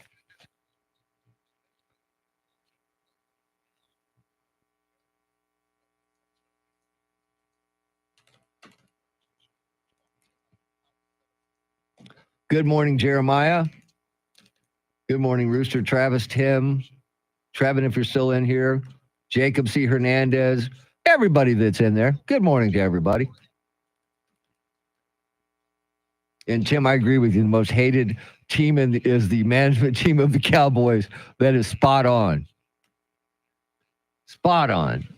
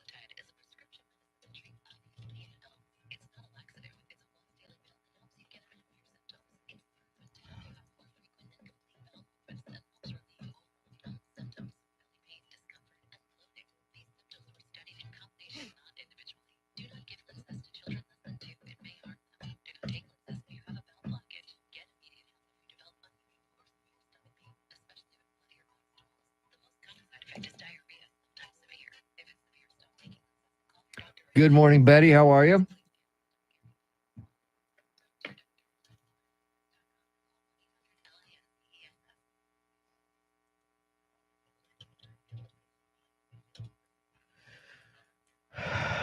Rooster, if Jimmy Johnson was hired as an advisor, like that's what I heard as well, he did not advise well at all.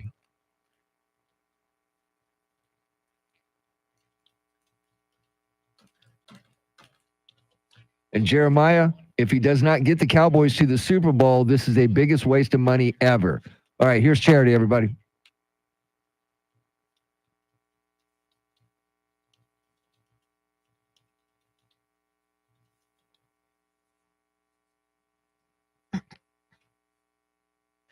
.30 is our time. San Antonio's first news. Good Monday morning. I'm Charity McCurdy. Among our top stories, the race for the White House is neck and neck ahead of tomorrow's debate.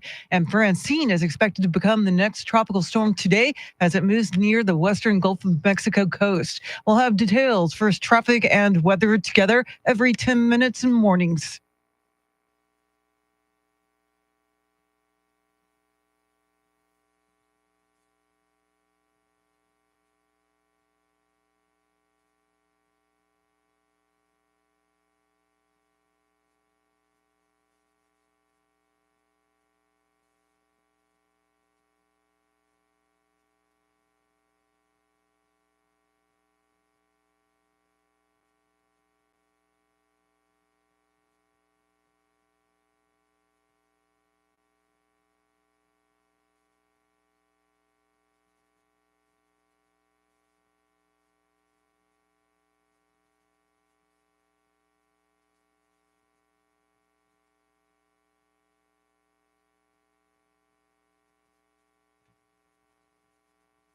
Your weather forecast for this Monday: sunshine, a high near 90. Tonight's low near 70. Right now, 63 degrees.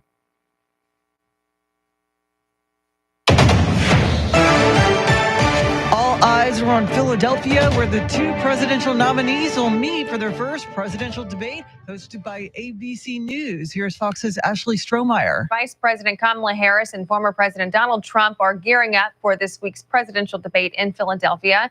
This will be their first ever face-to-face encounter, as new polls show the race is a dead heat. The vice president has been hunkered down in Pittsburgh for several days to study up, while Trump has remained on the campaign trail. You can catch Tuesday's ABC News presidential debate simulcasted right here. Coverage starts at 9 p.m. Eastern. And a new national poll shows a virtual tie in the race for the White House. The poll released yesterday by the New York Times and Siena College gives former President Trump a 1-point lead, 48 to 47% over Vice President Harris. The survey noted that it's well within the margin of error. And the Democratic vice presidential nominee is making his first trip to Texas. Here's Beth Myers. Tim Walz is fundraising in Dallas today, which experts say is his sweet spot. UTSA political analyst John Taylor says the Minnesota governor is a likable guy who's in demand. It's that kind of happy warrior mentality that another Minnesotan had, Hubert Humphrey. He says the popularity amongst Democrats won't make a difference in the polling, but he says Walz can bring in big bucks. Tickets to today's event start at $1,000. I'm Beth Myers, News Radio 1200 WOAI. The League of United Latin American Citizens is mounting protests against recent actions of Texas AG Ken Paxton. LULAC members demonstrated outside Paxton's San Antonio office on Saturday. The league is protesting raids carried out by Paxton's office a few weeks ago on the homes of several Democrats. LULAC also opposes Paxton's lawsuit against Bexar County over its plan to send unsolicited voter registration forms to county residents. Paxton claims the forms could end up in the hands of non-citizens or felons who are not eligible to vote. Well, a woman has died from the collapse of bleachers at a county fair in Bernie. John Mark Dempsey has more. The woman who died is 79-year-old Vera Asher Smith. The collapse of the bleachers happened during a rodeo at the Kendall County Fairgrounds on August 30th in the town of Bernie. 8 people were hospitalized. Witnesses say about 30 to 35 men held up the bleachers until the first responders arrived. Investigators found the Kendall County Fair built a new section of bleachers but did not apply for a building permit, and so the bleachers were apparently not inspected prior to the fair. Well, the San Antonio Police Department has arrested the person responsible for making online threats against 7 local schools. According to SAPD, a 12-year-old was arrested and charged with 7 counts of felony terroristic threats. No weapons were found at the teen's home. Police are reminding parents to monitor their children's social media activity. Well, a tropical storm system in the Gulf of Mexico has prompted Governor Abbott to mobilize emergency response teams. As of this morning, per the governor's order, the Texas Department of Emergency Management has escalated to readiness level 2 at the State Operations Center. Heavy rainfall and flash flooding may impact coastal communities. Among the resources on standby are Texas A&M Task Force 1 for swift water rescues and Texas A&M Public Works response teams. Other state agencies on standby include TxDOT, DPS, Parks and Wildlife, Texas National Guard, and more. Abbott says the state is closely monitoring the latest weather conditions. Eric Lycum, News Radio 1200 WOAI. The world's #1 tennis player, Italy's Yannick Sinner, won the men's U.S. Open title yesterday in New York, beating America's Taylor Fritz. Playing for the match, Sinner. First set 6-3, 6-4, 7-5. Yannick Sinner is the hard court king. That sound courtesy of ESPN. The win came less than 3 weeks after Sinner was found not guilty in a doping case. Fritz's loss kept America from winning its first men's U.S. Open title since 2003. And just hours before starting the regular season, Dallas Cowboys quarterback Dak Prescott signed a contract extension. Mark Lambert has more. The Cowboys say Prescott has a new 4-year deal worth upwards of $240 million, making him the highest-paid player in the league. Prescott insists money is a necessary part of the game, but it's not what drives him to excel. He says it's the thought of winning a Super Bowl that really gets him going. While he doesn't possess a Super Bowl ring, Prescott was named the 2022 Walter Payton Man of the Year, only the fourth to ever win it in Dallas, alongside Roger Staubach, Troy Aikman, and Jason Witten. In 2020, Prescott became the first quarterback in Cowboys history to ever receive a franchise tag. This new contract puts him closer to his dream of playing his entire career with the Cowboys star on his helmet.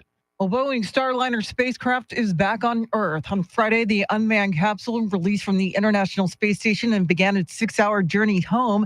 The Starliner landed at New Mexico's White Sands Space Harbor late Friday night. It launched to the ISS back in June with 2 astronauts aboard in its first crewed test flight. The mission was expected to last 8 days, but mechanical issues kept the craft and astronauts in space for 3 months. Those 2 astronauts will now remain in space until February of next year.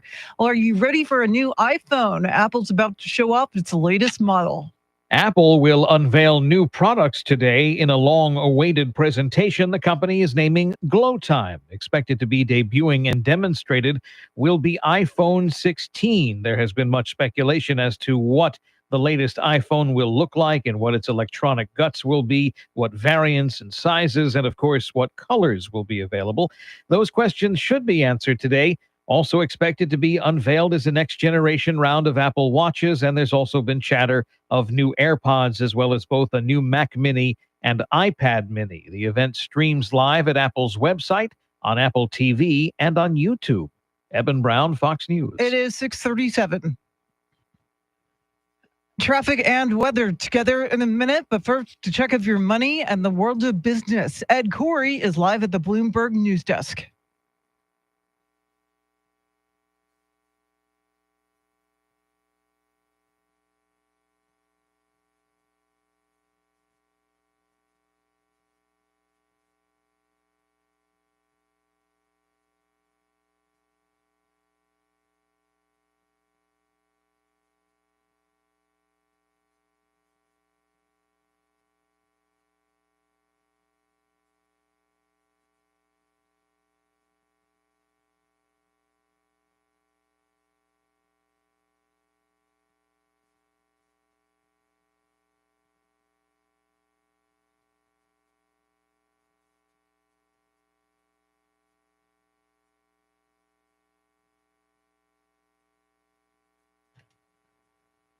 All right, thanks, Ed. News at the top and bottom of every hour, along with breaking news as it happens. I'm Charity McCurdy. Here's traffic and weather.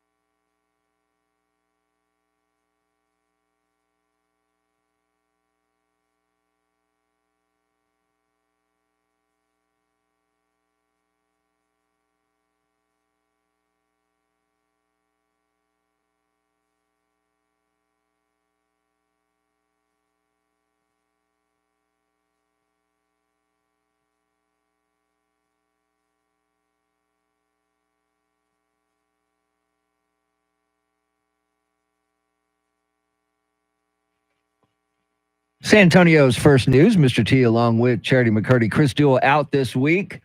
Coming up next, Charlie Parker with Those Were the Days. And coming right up, White House correspondent John Decker, who will be in Philadelphia to cover this debate tomorrow night between former President Donald Trump and Vice President Kamala Harris. He's got the latest on this coming right up. And as a matter of fact, he's with us right now. So, John, what are the rules right now? Have they changed anything? They've not changed anything. It's the same rules that were in place for that first presidential debate between Donald Trump and Joe Biden. No audience. The mic is muted when one candidate is speaking for the other candidate. In addition to that, no opening statement. Donald Trump will deliver the last closing statement that was decided by a coin flip. And also, it was determined that this is a 90-minute long debate, just like the first debate, which took place in Atlanta. John, Kamala Harris has been on what many call a honeymoon since she launched her presidential bid, and many are going to be looking to see if she can do tomorrow night what President Biden could not. So in essence, did she have a low bar to clear? I think that actually it's a high bar, because there are undecided voters out there, and those undecided voters want to see whether or not the vice president has the wherewithal to go toe-to-toe with Donald Trump. And also, they want to see her, when they view this debate, as someone who could step in and be the next commander-in-chief. So that is a test that every candidate goes through when they go through these presidential debates. For the vice president, she has not had this opportunity for quite some time. It was 4 years ago that she went toe-to-toe with Mike Pence, the then vice president, in the vice presidential debate. But this will be her first time on the big stage with the spotlight directly on her. And you mentioned there's no audience, no media in the room. So if you're there going to be covering it in Philadelphia, what do? Do you sit in a room and watch it on a TV?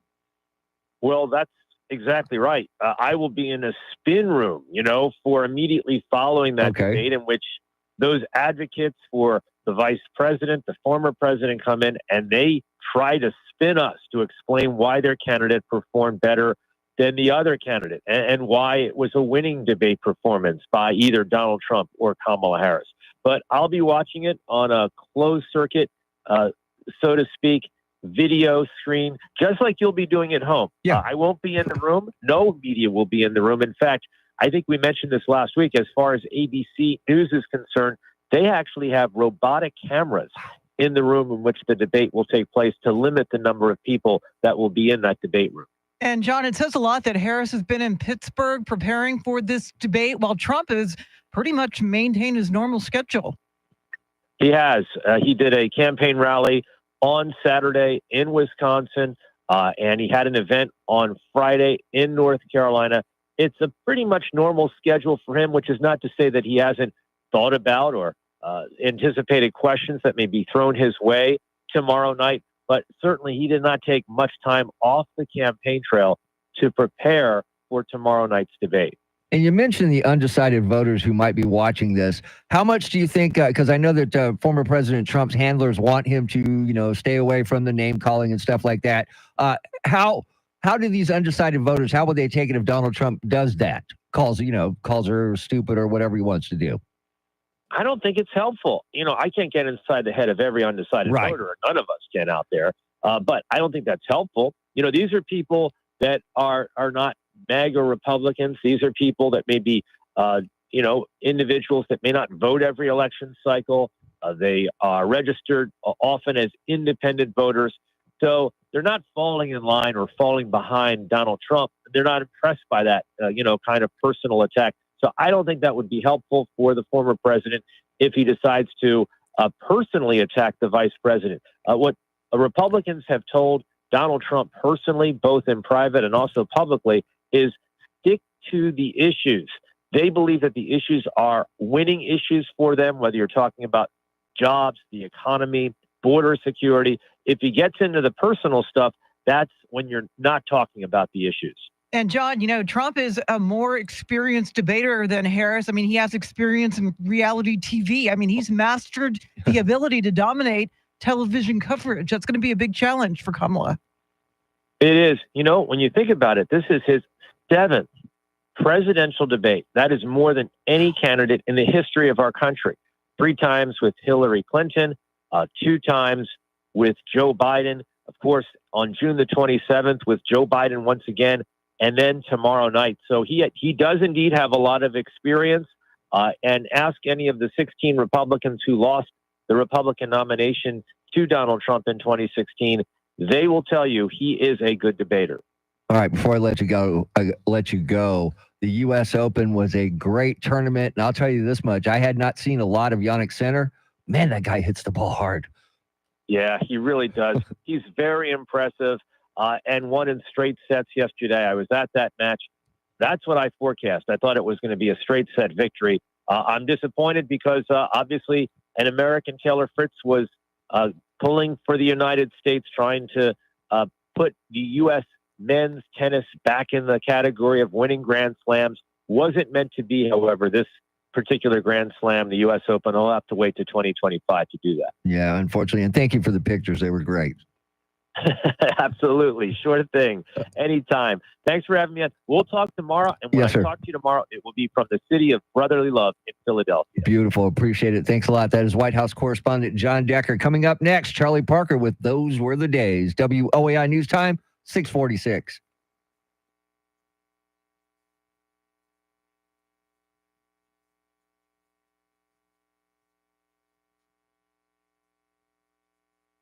All right. How's everybody doing?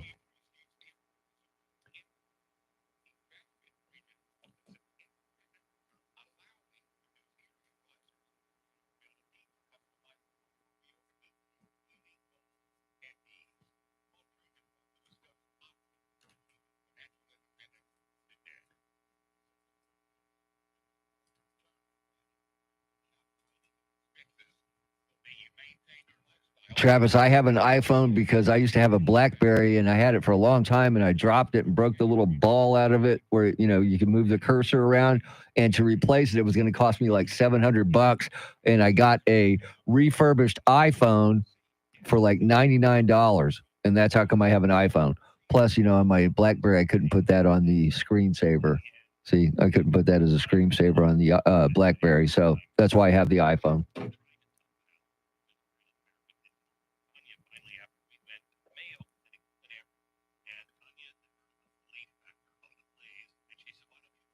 Oh, good morning, Connie. Welcome in. Welcome into everybody that's watching other than the ones I can see, like RK, Tim, Travis, Connie. I think that's it right now. And Tim, did I say Tim?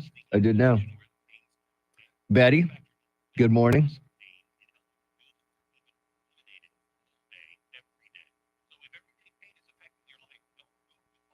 Oh, good morning, Ian.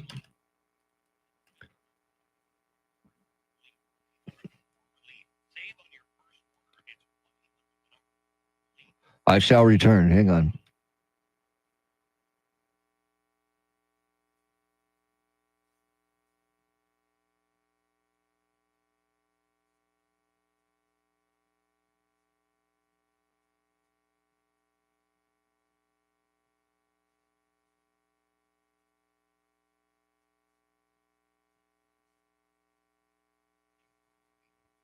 See, I had an iPhone 5, Travis, and then that one I broke the screen so many times that it wouldn't work anymore. So I ended up got an iPhone 11. But yeah, once again, I do not spend a lot on my phones. Trust me, because all I need them to do is make a phone call, text, email is nice if I can get it. If not, I got other ways to get my email, and that's about it. And hit the internet every now and then to Google something. That's all I need a phone for. And once I got an iPhone, man, I really didn't think I was going to like it. My wife and daughters had them, and I just didn't want to get in the Apple cult. But then I did, and now I like it.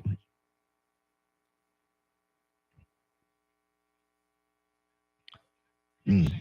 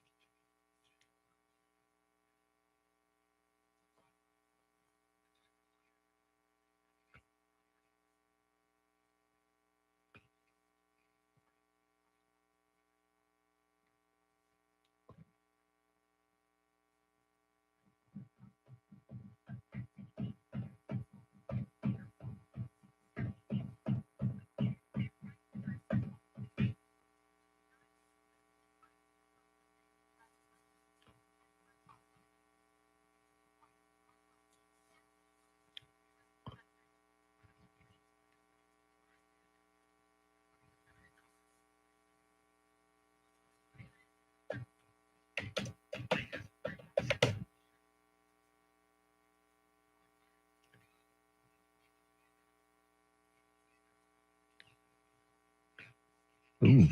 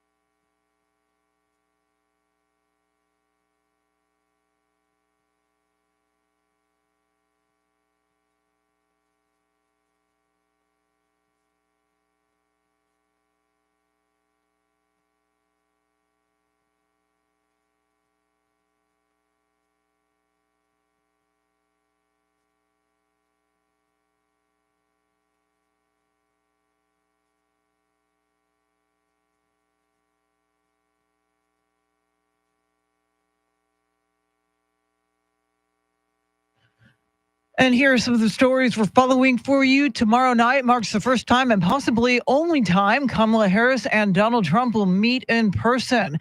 A couple behind a fatal dog attack that happened last year will soon learn their fate. And the Dallas Cowboys have signed Dak Prescott to a 4-year, $240 million extension. We'll have details right now, traffic and weather.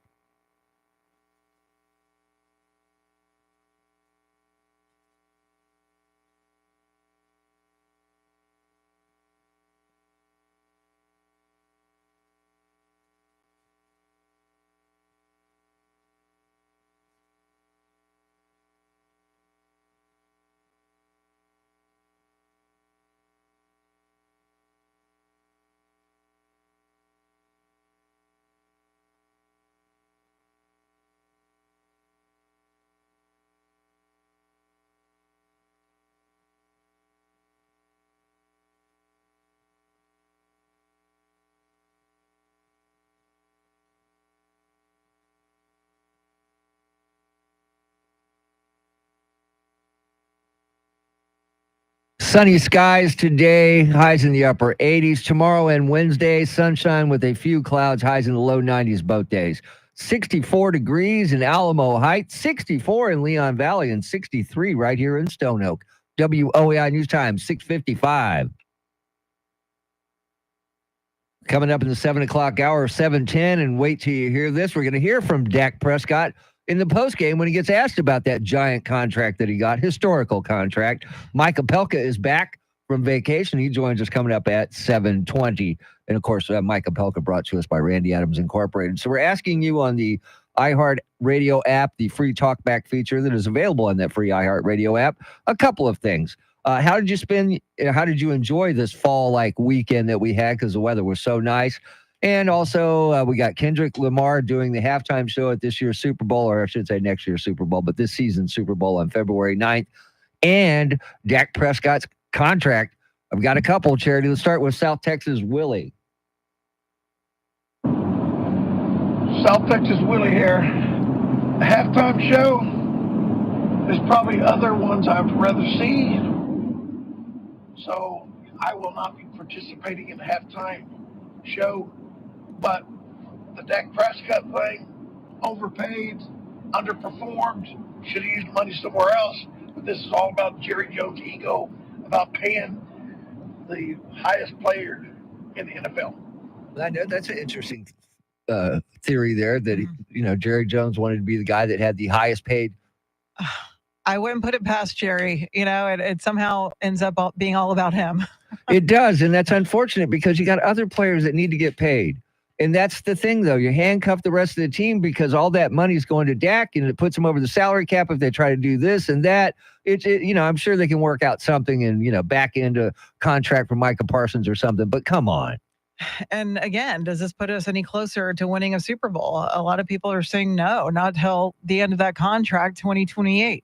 Well, one of the viewers on the YouTube, Tim, the guy that's in the Philippines and checks in with us every day, said the Cowboys are going to the Super Bowl. They've already bought their tickets online. So there is that. I mean, people are looking at it different ways here. Yeah. All right, let's check in with Tab Master. Good morning, crew. Tab Master here. So Dak Prescott and Jerry Jones making a deal. Oh, and what a sweet deal it was. Well, like I always say, roosters crow a little too loud and too early in the morning. Well, this morning the rooster made some noise and made some sense of it. Where we come from, you got to earn that raise and prove yourself before you get a raise. Not sure what that means in football terms. Tell me what you think. And y'all have a great, great Monday. Thank you, Tab. See, you have to prove yourself to get that big contract. And yes, regular season, Dak is a great quarterback in regular season, but get me through the playoffs, get to the Super Bowl, and then maybe you earn a contract like that. That's where it matters. That's where it matters. Because the playoffs are where, the Cowboys have just not done anything in the playoffs since the last time they won a Super Bowl, really. Yeah. And, one can hope that this money, this highest paid NFL player, will give him the motivation to perform better somehow. But it's, not just up to him. It's got to be a team effort. But, he's the one that's calling the shots, essentially, other than Jerry Jones. Now, if you would like to be paid like Dak Prescott, I might remind you that the Mega Millions jackpot is now up to $800 million. Oh. Nobody matched all 6 numbers on Friday, but don't throw away your tickets because there were 6 tickets sold that matched 5 numbers worth $1 million each and one right here in the state of Texas. So check your numbers. So that means the drawing tomorrow night will be worth an estimated $800 million with a lump sum option of right around $400 million. And we still have our office pool thing going on? Yes, we do. Okay. Yes, we All do. right. It's a verbal contract. So yes, we still have that. Okay. And if you're new to the show, here is the contract when we first started this show together, me, you, Chris Duell, and we had a guy named Jeremy working for us. We said if we win the big jackpot, we give each of the other people $1 million. Which is fair. I mean, if you're getting hundreds of millions, you can spare that. Yeah, what's $1 million when you got 400? I mean, Dak should give us all $1 million because come on, he's got enough. All right, coming up in the 7 o'clock hour, we will check in with Mike Opelka from the Pure Opelka podcast. He is back from vacation, brought to us by Randy Adams Incorporated. But coming up at 7:10, wait till you hear this. We'll hear from Dak Prescott. WOAI News Time, 7 o'clock.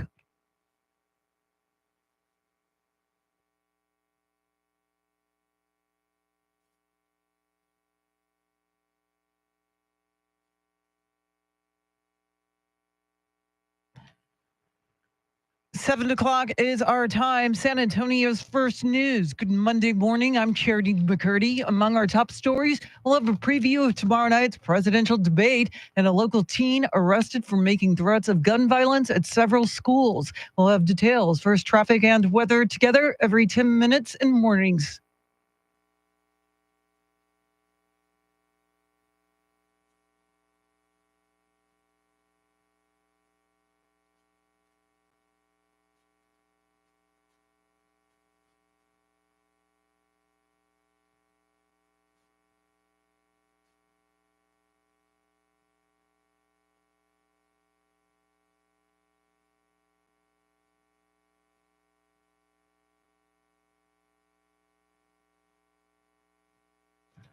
Your weather forecast for this Monday: sunshine, a high near 90. Tonight's low near 70. Right now, 63 degrees.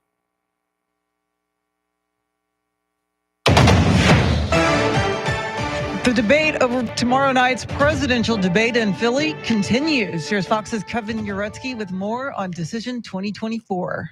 Republican Texas Senator John Cornyn on Fox News Sunday talked about what he thinks former President Trump's strategy should be. He needs to let Kamala Harris talk, something she's been reluctant to do unless she's reading a teleprompter. On ABC's This Week, Arkansas Governor Sarah Huckabee Sanders said the former president will be prepared. He takes questions from the press on a regular basis. So I think every day is debate prep for Donald Trump.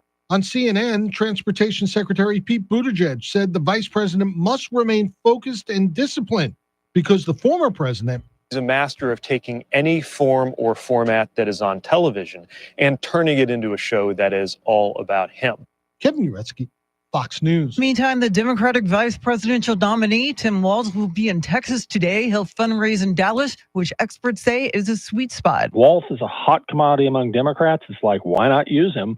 It makes perfect sense. UTSA political analyst John Taylor says a vice president won't help in polling, but a charismatic candidate like Walz can bring in big bucks. Tickets to today's event start at $1,000. Well, Congress gets to work this week on a plan to keep the government funded through next year. Here's Rex Oates. Republicans want to wedge in language that would require proof of citizenship to vote. The issue doesn't sit well with Democrats like Texas Congressman Lloyd Doggett. Such an abrupt change just here weeks before the election will create chaos for all Americans, but maybe that's what their objective is. The push is led by fellow Texan Congressman Chip Roy. He says the change is needed to beef up election security. The strict proof of citizenship requirements, however, would likely be dead on arrival in the Democratic-controlled Senate. I'm Rex Oates, News Radio 1200 WOAI. The mother of the teen accused of killing 4 people at a Georgia high school, so she called the school before the shooting to warn about what she believed was an extreme emergency. The Washington Post says records show that Marcy Gray called the Appalachia High School about half an hour before the shooting and was on the phone for about 10 minutes. The former Uvalde Schools police chief is asking a judge to throw out the charges against him for the failed response to the shooting at Robb Elementary. Here's Chris Fox. Lawyers for former police chief Pete Arredondo filing a motion to dismiss the 10-count child endangerment indictment against him for his leadership role in the failed response to the school shooting in Uvalde that left 19 students and 2 teachers dead. Arredondo's lead attorney, Paul Looney. When a police officer makes their best possible decision based on the information they've got, it may or may not be right, but it's not criminal. Arredondo is one of only 2 officers charged so far. In Austin, Chris Fox, News Radio 1200 WOAI. Well, Central Texas police have arrested suspects they say were making threats to schools. San Antonio police arrested a 12-year-old who they say made online threats to 7 local schools. Though police deemed them non-credible, they charged him with 7 counts of making felony terroristic threats. In Austin, Eanes ISD said a student who made threats against Westlake High School and several students on Snapchat was arrested. Eanes Superintendent Dr. Jeff Barnett said they'll be extra observant on campus this week, even though they believe there's no existing threat to the school now. Police remind parents to monitor their children's social media activity. Eric Lycum, News Radio 1200 WOAI. A low-pressure system in the Bay of Campeche is expected to strengthen into a tropical storm later today and will be named Francine. It's already showing 50-mile-per-hour winds and movement to the northwest at 5 miles per hour. It appears to be tracking towards the mid-Gulf Coast and could turn more eastward towards Louisiana and make landfall Wednesday as a Category 1 hurricane. The Houston area is bound to get a lot of rain, up to 4 inches from this system. Well, the Cowboys cruised to a big week 1 victory over the Browns, 33-17. Exciting start, though, super exciting start on the road, a place that we weren't very, very good in last year against a team that was great at home last year. Last year, but to turn the page and to start this year the way we did was huge. Meantime, Dak Prescott is now the highest paid player in NFL history. The Dallas Cowboys and Prescott have agreed to a record-setting 4-year, $240 million contract extension to keep him with the franchise through the 2028 season. The deal includes $231 million guaranteed, which is the most in NFL history. It is 7:06, news at the top and bottom of every hour, along with breaking news as it happens. I'm Charity McCurdy, traffic and weather coming up.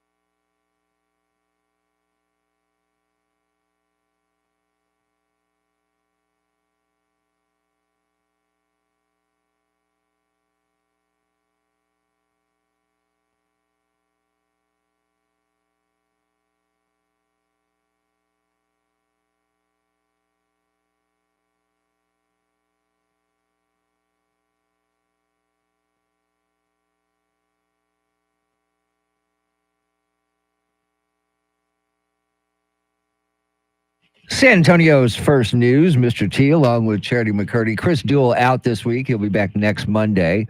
Coming up, we'll check in with Mike Opelka from the Pure Opelka podcast. He's back from vacation and raring to go. He'll join us coming up at 7:20 and at 7:40 with the election and the holidays on the horizon. How are retailers preparing? Are there deals out there already? We will check in with our national correspondent, Rory O'Neill. He'll join us coming up at 7:40. And right after traffic and weather together, wait till you hear this. We'll hear from the highest paid player in the NFL after the game yesterday. But right now, traffic and weather together.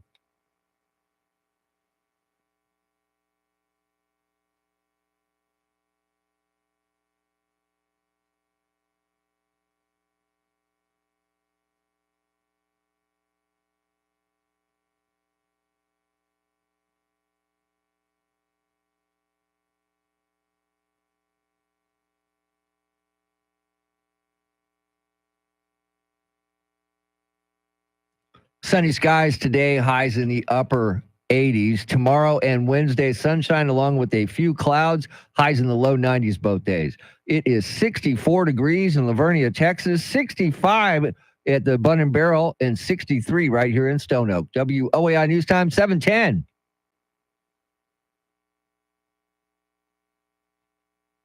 Well, each weekday morning at this time, we bring you what we like to call Wait Till You Hear This.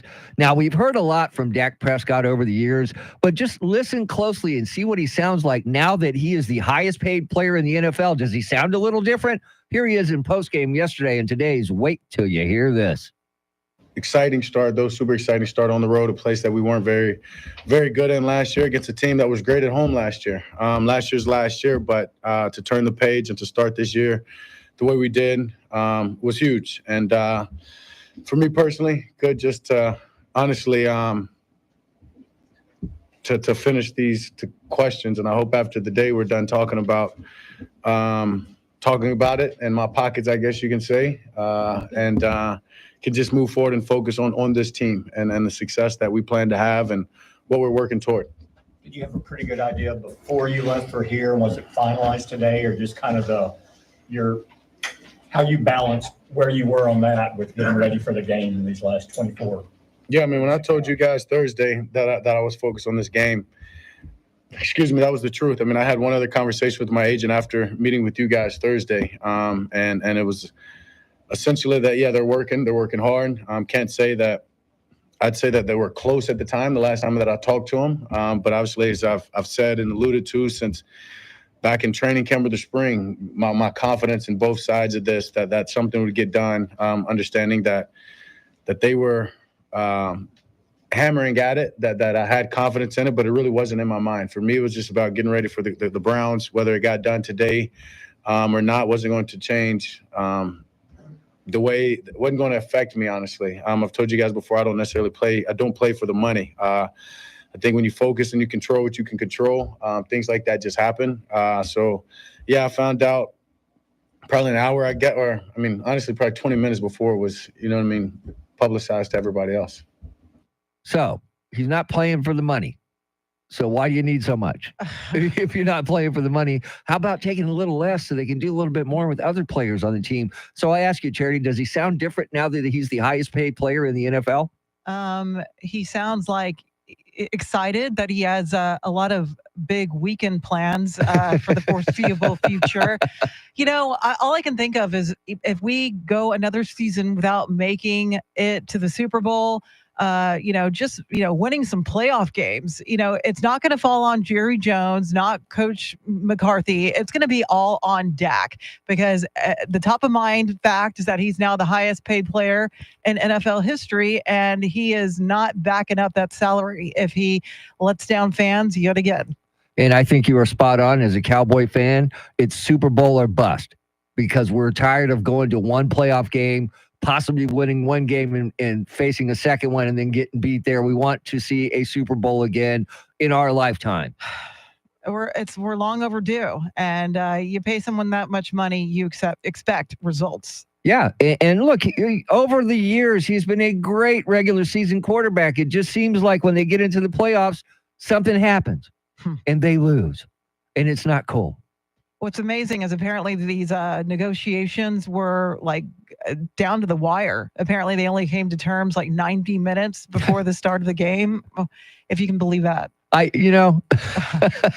think that it's very possible that it worked out that way, but why wait until right before the game, though, man? It would have been better to wait till after the game. Maybe today would have been a good day for it. I just wonder the timing on a lot of things like this, but congratulations to him, because that is generational money.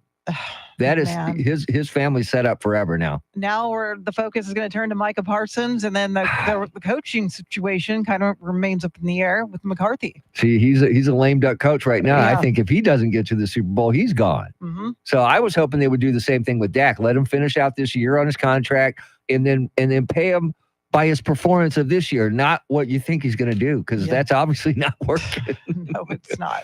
All right.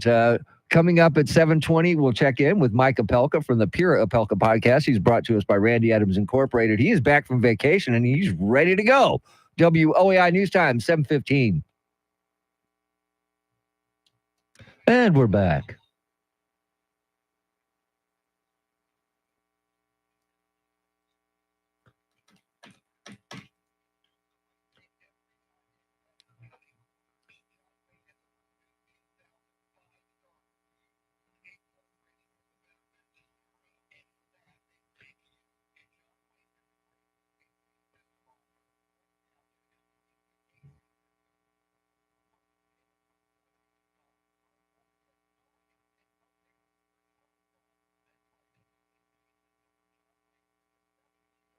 That's awesome, Eric. That is very cool. 80 years old, Vietnam veteran, Army nurse. Wow, that is too cool. Too cool. Sorry that only 3 veterans showed up, but we'll get you some more when the PelkaCon happens. We'll hopefully get a bunch of them out there, and you'll be snapping pictures all day long. Good morning to everybody that's on the chat right now, all 19 of you that are watching and a few that are chatting. Good morning. Thanks for having us with you. M1A1, I could not agree more. Yeah, how about performance-laden contracts? You make it a Pro Bowl, you get a little bonus there. You make it, every playoff game, you get a little bonus. You make it to the Super Bowl, you get a big-ass bonus. You win the Super Bowl, you even get a bigger one. This giving them, God, that's just silly money. It's like it's not real money. I mean, that's just insane. That's $60 million a year. And I believe Rooster sent me a text yesterday, and he broke it down by the second. And he did the math, he says. The dude is making $980.40 per second on his new 4-year contract. That's almost $1,000 a second. That's just insane money. My God.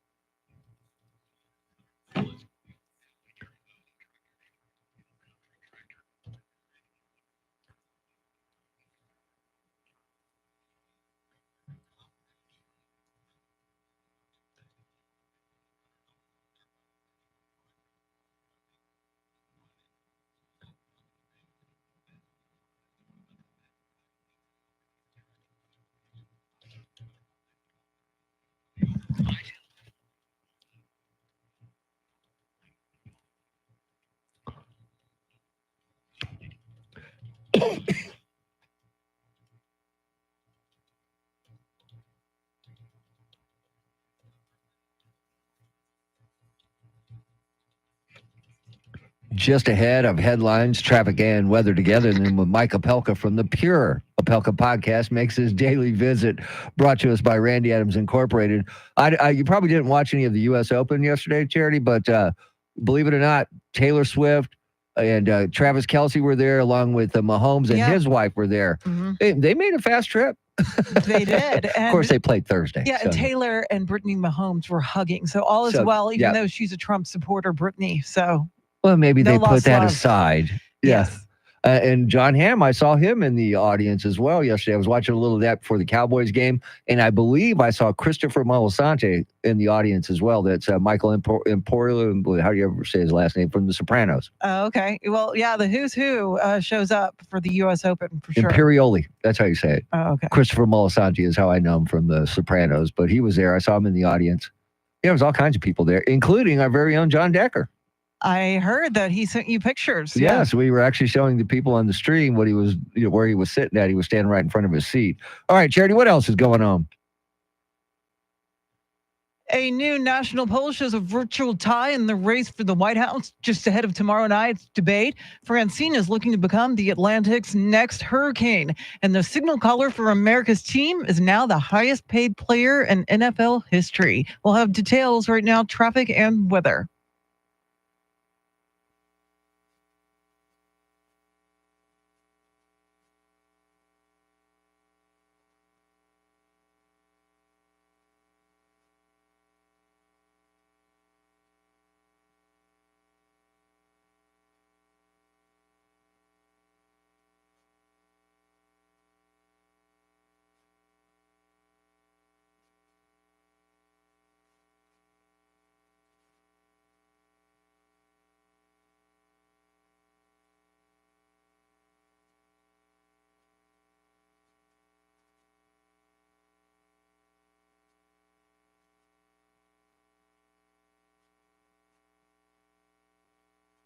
Sunny skies today, highs in the upper 80s. Tomorrow and on Wednesday, sunshine along with a few clouds, highs in the low 90s. It is 52 degrees in Kerrville, Texas, 62 in New Braunfels, and 63 right here in Stone Oak. WOEI News Time, 720. You hear that music, you know it's time for our daily visit with Mike Opelka from the Pure Opelka podcast. And Mike, we missed you last week. I missed you guys too, but I had to be off screwing around for a week. But I'm back and I'm ready to go. I was revving my engine last night. I can't wait to be out with Mr. T and Charity. And where the heck is the... Chris is on vacation. He's up on the Oregon Trail. Is that code? Like, No, I'm no, hiking seriously, the that's where he's Appalachian at. Trail? He's in Oregon. Oh, okay.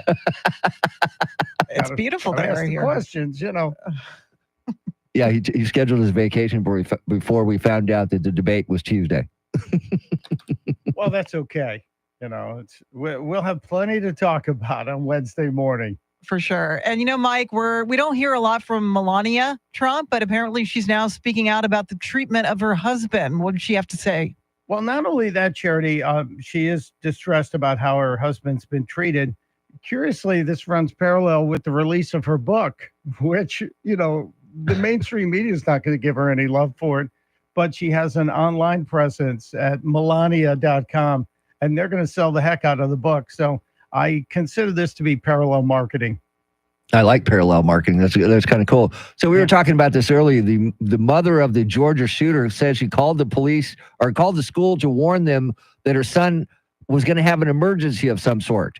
And this was 30 minutes before the shooting started. Yeah, this is heartbreaking to hear. And the text messages are also out there too. This is one of those stories that every time we seem to peel back one headline, we find even more frightening and disturbing information that there were warning signs more than a year ago. There were warning signs that morning.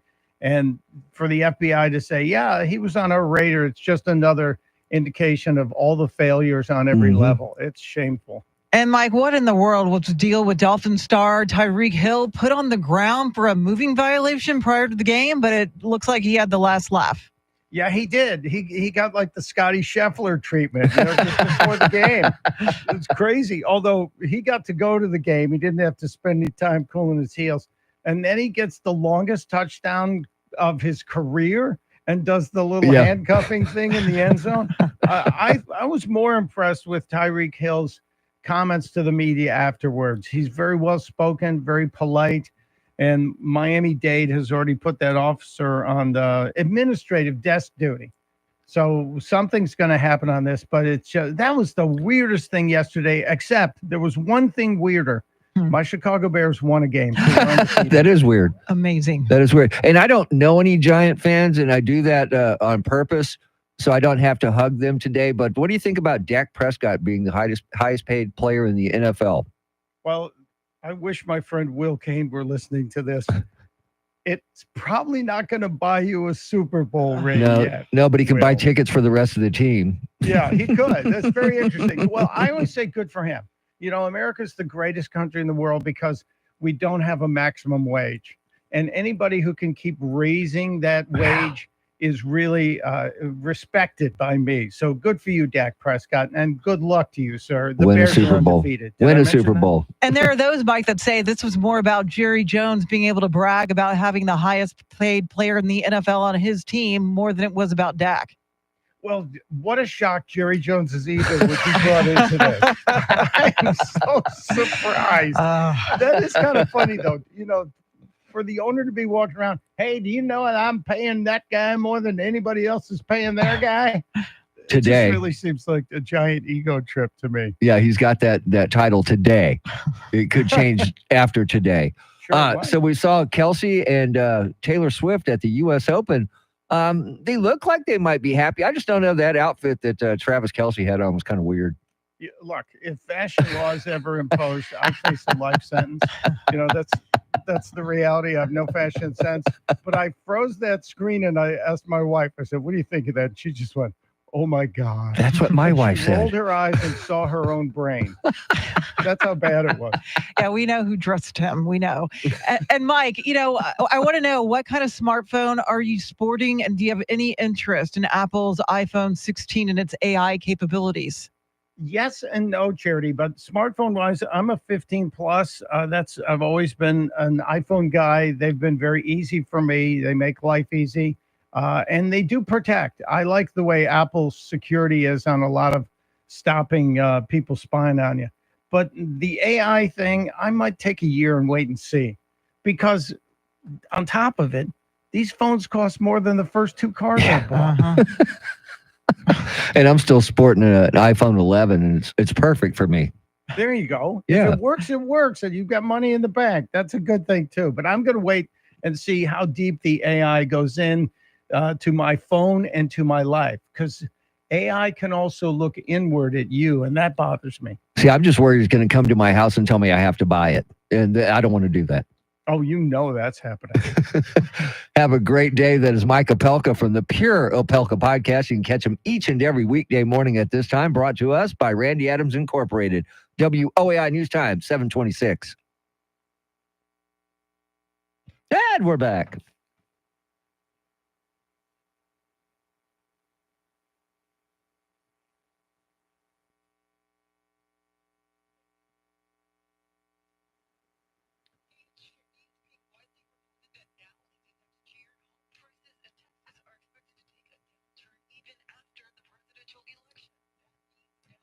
Backyard Smoker Barbecue.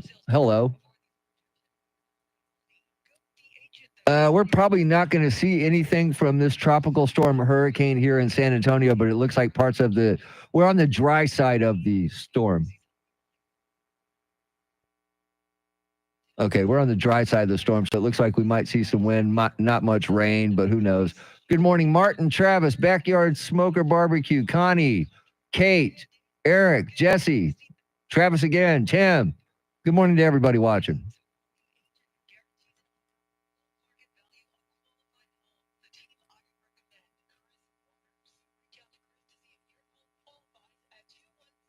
Yeah, I agree with you on that, Martin.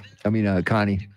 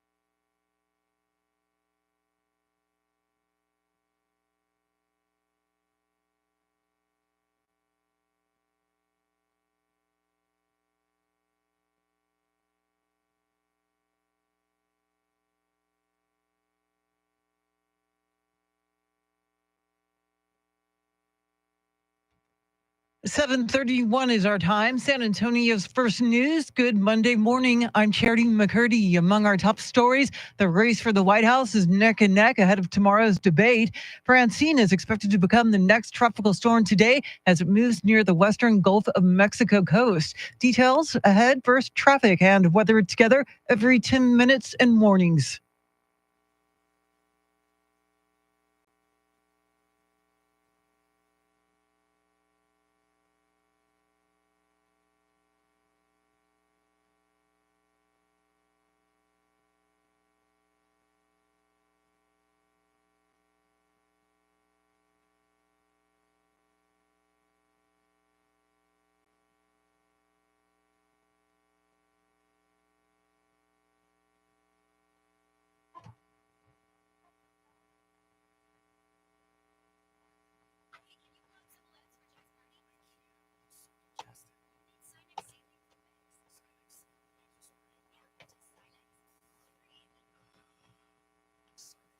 Your weather forecast for this Monday: sunny skies, a high near 90. Tonight's low near 70. Right now, 64 degrees.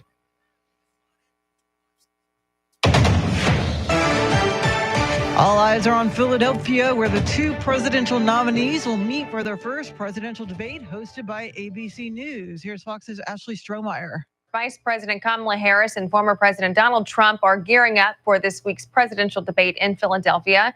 This will be their first ever face-to-face encounter, as new polls show the race is a dead heat. The vice president has been hunkered down in Pittsburgh for several days to study up, while Trump has remained on the campaign trail. You can catch Tuesday's ABC News presidential debate simulcasted right here. Coverage starts at 9 p.m. Eastern. A new national poll shows a virtual tie in the race for the White House. The poll released yesterday by the New York Times and Siena College gives Trump a 1-point lead, 48 to 47% over Harris. The survey noted that it's well within its margin of error.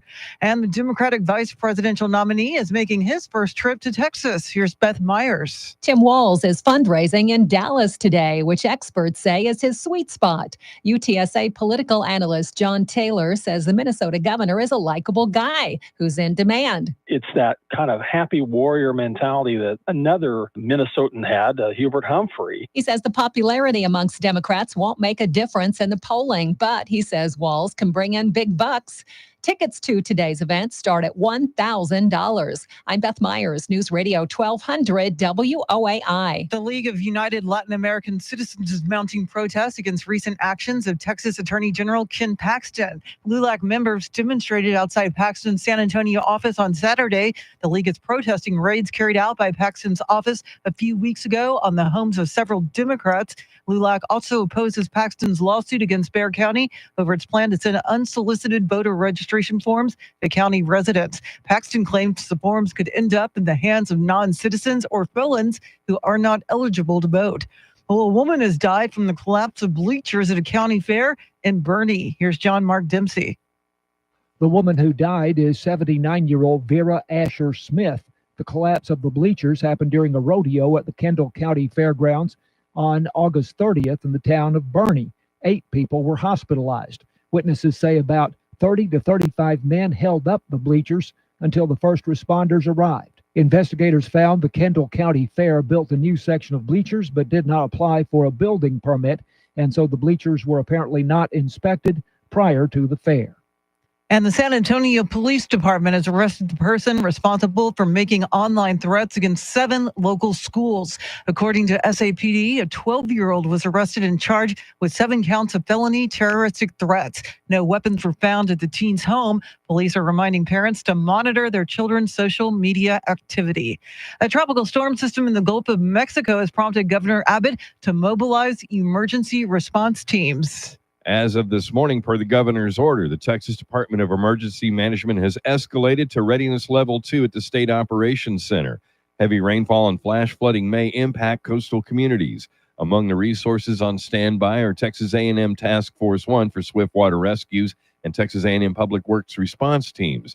Other state agencies on standby include TxDOT, DPS, Parks and Wildlife, Texas National Guard, and more. Abbott says the state is closely monitoring the latest weather conditions. Eric Lycum, News Radio 1200 WOAI. What is expected to be Hurricane Francine, a Category 1, is expected to make landfall Wednesday on the Louisiana-Texas state line.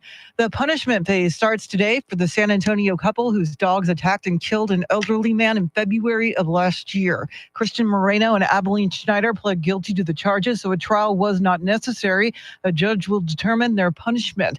The 3 dogs attacked 81-year-old Ramon Nahara, who died later that day. The dogs also injured his wife, a fire captain, and a neighbor who tried to help. All 3 of the dogs were euthanized. Well, the world's #1 tennis player, Italy's Yannick Sinner, won the men's U.S. Open title Sunday in New York, beating America's Taylor Fritz. Thanks very much, Sinner. 3-6-1. 6-3. 6-4, 7-5. Yannick Sinner is the hard court king. That sound courtesy of ESPN. The win came less than 3 weeks after Sinner was found not guilty in a doping case. Fritz's loss kept America from winning its first men's U.S. Open title since 2003. It is 7:37.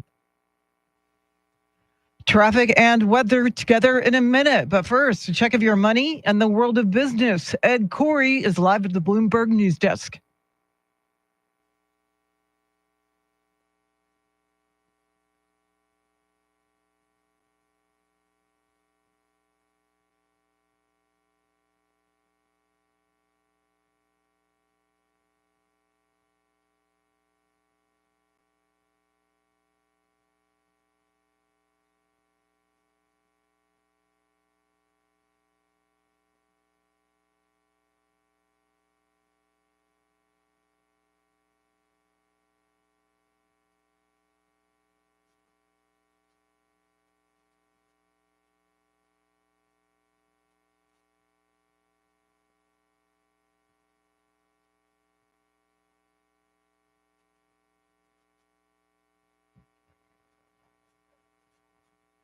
Thanks, Ed. News at the top and bottom of every hour, along with breaking news as it happens. I'm Charity McCurdy. Here's traffic and weather.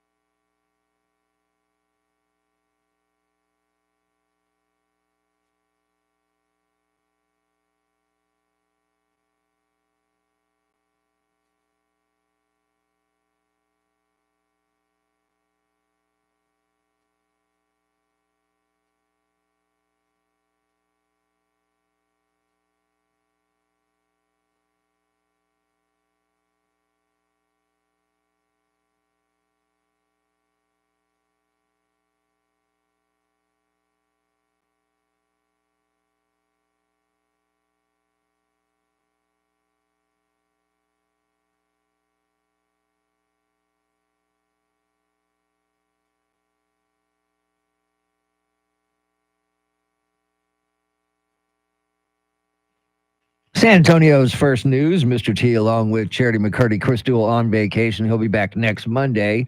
Well, the election and the holidays are on the horizon, and we welcome in our national correspondent, Rory O'Neill. So I guess deals are going to come up because of the economic uncertainty of this election and what's happening?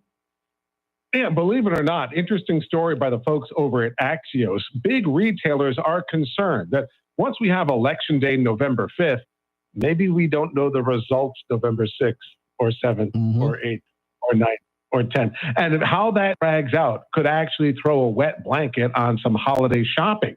So what they're going to do is bump up some of the deals before Election Day. And keep in mind, they're also squeezed by this year's calendar because Thanksgiving falls relatively late this year. Compared to last year, there are 5 fewer shopping days from Black Friday to Christmas. So look for the deals to come earlier this year. So, Rory, how much are consumers expected to spend this year compared to last? Well, it's going to be roughly flat. And last year was sort of a so-so, ho-hum year. Not terrible, but not bad. And some pockets of it were better than others. But we are seeing that the effects of inflation are finally having an effect on consumer spending, who are starting to pull back and buy down. So maybe you don't have a special horse embroidered on that shirt you're buying. Instead, there's nothing there. And, that's what we're seeing with the trend. We're still out there spending. Spending is though coming down a little bit. The price points, either when it comes to clothing or even at the grocery store. So is this why I'm seeing Halloween and Christmas merchandise at Home Depot? Any news whether Amazon's going to announce some early deals? Well, right. And get ready for the Valentine's Day merchandise Oh, out yeah. there, too, I think. That's bad. But as the Halloween merchandise is sold out, they're just going to, rather than have a blank shelf, they're just going to jam the Christmas stuff in there. And that's been the trend we've been seeing. You go to Costco, you go to Home Depot, you've already seen the mix, the inflatable witch next to the inflatable Santa Claus, and trying to explain to kids that they can't have both. It's a difficult time. And Rory, I imagine retailers feel like the election is hogging all the attention and is preventing consumers in some way from getting into the holiday spirit. Well, that could be, but there's still a long way to go from November 5th to December 25th. So they're still optimistic. But, a lot of this concern that we're seeing out of this story is the fact that retail giants are a little concerned about what the attitudes may be. A lot of when we go out and spend is based on our confidence that we're going to have our job in the new year, or that our spouse will, and confidence that you'll have the money to pay for whatever it is we're putting on the credit card debt going into December. So have you started your Christmas shopping already? They say 48% of Americans will have started by October. That's unbelievable. I do. I mean, if you see something now, get it. And it just kind of takes the pressure off when you get closer to the holidays. Well, and then to your point, it takes the pressure off, but then because of supply chains are much tighter these days, it's not like they've got 10 extra in the back of the store anymore. Like what they put out on display is usually the whole inventory that a store has these days. Inventory controls are so much tighter. Like she said, if you see it, snatch it. So you didn't answer my question. Have you started your Christmas shopping yet? I have not. I'm one of those gift cards for everyone. Click, Hey, click, click, click. I like those. Rory, have a great day. That's our national correspondent, Rory O'Neill. Coming up, about a little less than an hour from right now, UTSA head coach Jeff Traylor, after they just got whooped by Texas State. We'll talk to him about that. And, of course, they got UT coming up next weekend. So we'll see what he has to say about that. WOAI News Time, 7:45. And we're back.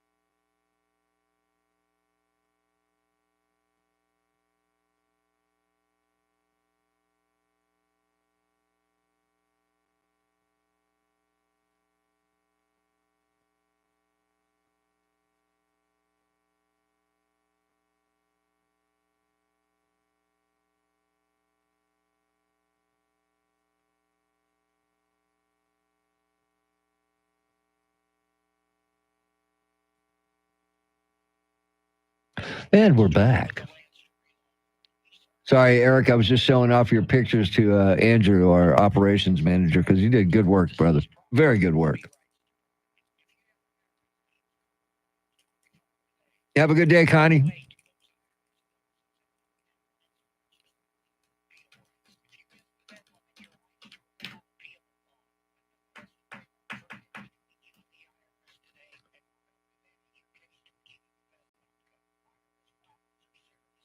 Oh, no worries, Eric. You do really good work. Really good work. Have a great day, Connie.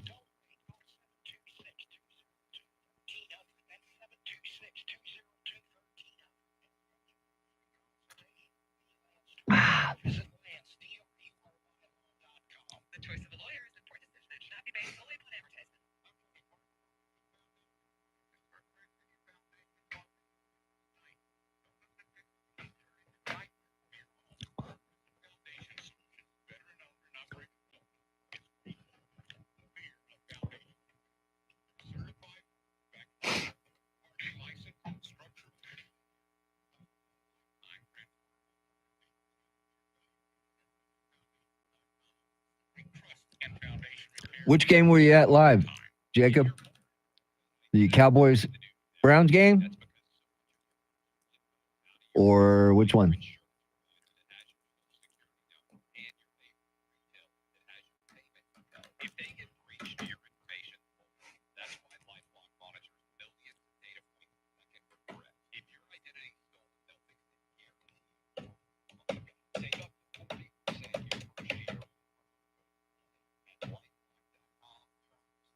Oh, UTSA?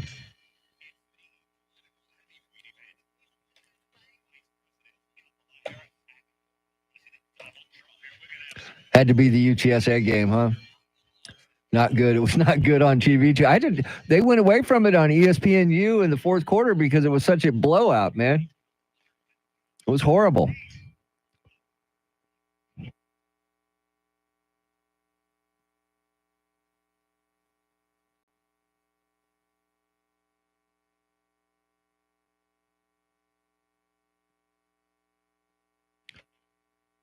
Just ahead of headlines, traffic, and weather together. Now that Dak Prescott has the, biggest contract, biggest payday of anybody else in the NFL, does that mean they're going to raise the prices of beer and hot dogs at the AT&T Stadium? Oh, no.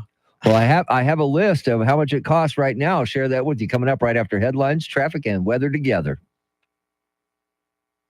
Final preparations are underway for the first showdown between Donald Trump and Kamala Harris. Governor Abbott is activating state emergency resources ahead of potential impacts from what's expected to be Hurricane Francine. And a 12-year-old has been arrested for threatening to carry out shootings at 7 local schools. We'll have the story right now, traffic and weather.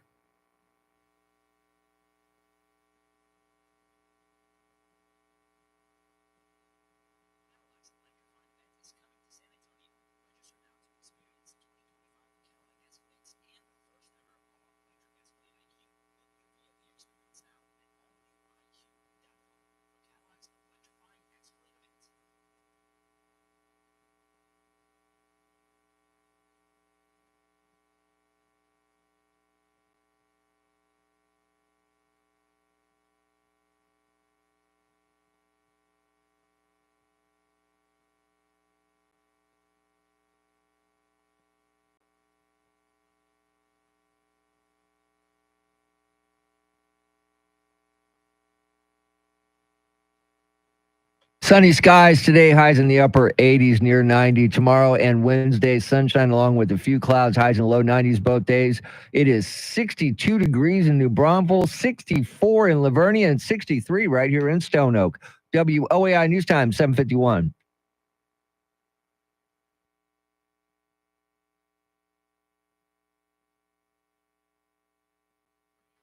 Coming up in the 8 o'clock hour, 8:40, UTSA head coach Jeff Traylor joins us, and coming up at 8:10, our national correspondent Aaron Rial is going to let us know about our privacy because there are some technology companies out there asking us for more information. What does that do to our security of our privacy? She's got that coming up at 8:10. All right, so Dak Prescott just signed a contract, $240 million for 4 years, $231 million guaranteed. So I wonder, does that mean that the price of beer and hot dogs are going to go up at AT&T Stadium? Just curious. Mm-hmm. Now, there's a website out there called sportscasting.com, and they looked at every stadium for every team across the league. And to let you know, the cheapest hot dog and beer combination are the Baltimore Ravens, and the Houston Texans. Atlanta Falcons, $7.49 for a beer and a hot dog. That's not bad. $7.50. Yeah. Dolphins are $9.98. Call it $10. Houston Texans, Ravens, and Detroit Lions all come in at $12 for both. How much do you think it costs to get a beer and a hot dog at AT&T Stadium in Arlington? I'm going to say $19.95. You know, pretty close. $18. Dang.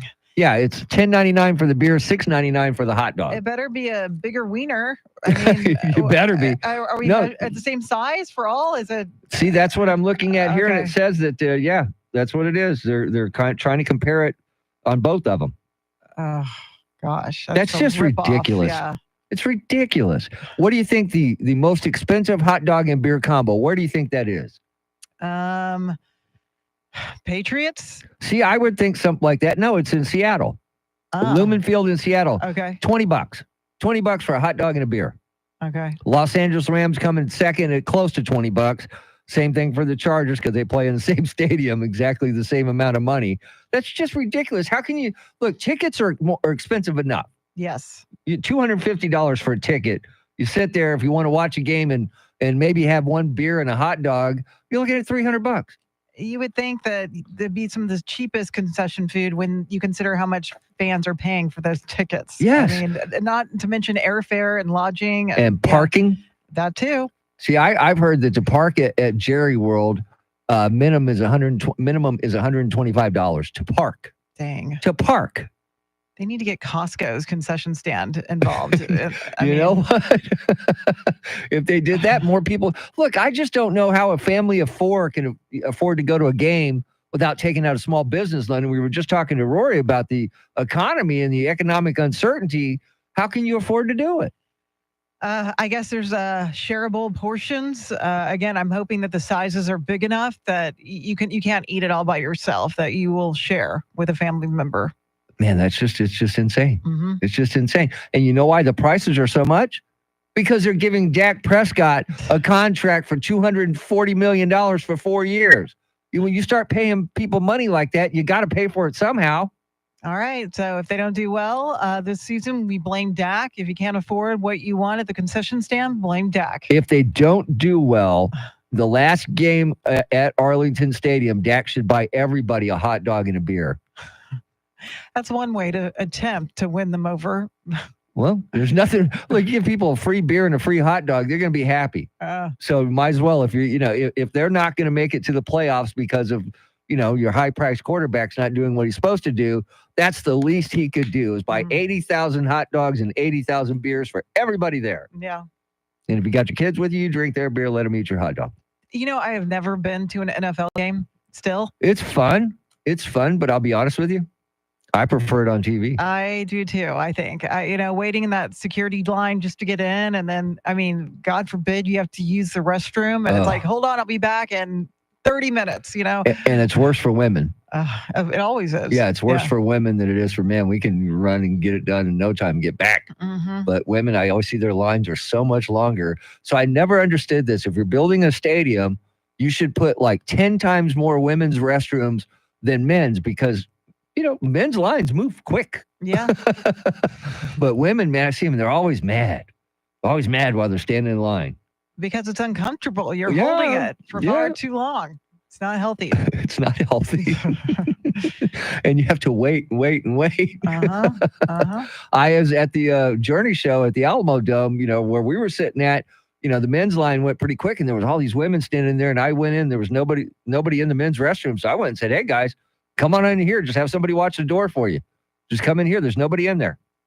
But They did it. The men's restroom is often dirtier than the women's for some reason. I know why. I know why. Too much in a hurry. Yes. Not great aim. All of the above. They start swaying after they had too much. It's just. Oh, okay. I was at the Journey show, and the guy next to me was wearing sandals. Ew. And that's why I looked at him. I said, dude, you're brave, man. You are so brave. There's no way. No way you get me to go to a concert or anywhere where there's a bunch of people wearing sandals. No, not going to do it. Not going to do it. Yeah. All right, coming up in the 8 o'clock hour, I mentioned UTSA head coach Jeff Traylor joins us. Coming up at 8:40, we'll hear from Joe Pagsy, what he's got on the show for tonight. That's coming up right after head coach Jeff Traylor. At 8:10, our national correspondent Aaron Rial discussed the advances in technology and whether we should be concerned about our privacy. WOAI News Time, 7:57.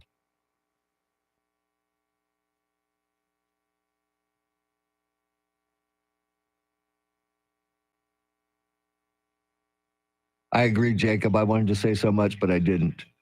I didn't.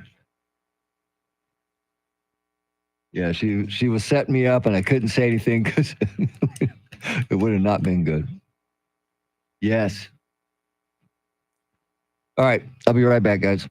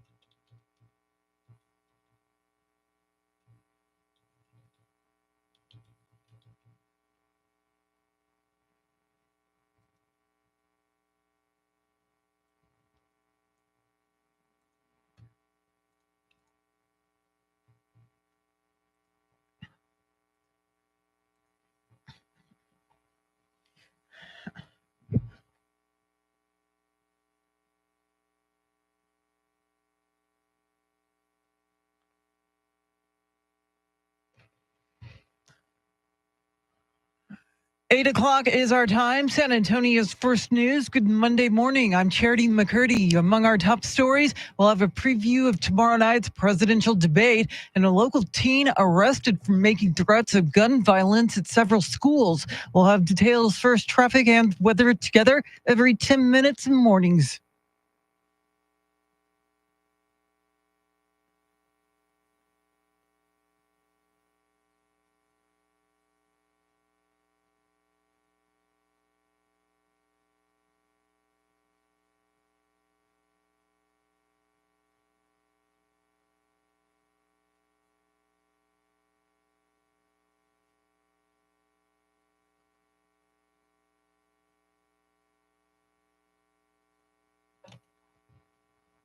Your weather forecast for this Monday: sunshine, a high near 90. Tonight's low near 70. Get a move on. It is 64 degrees.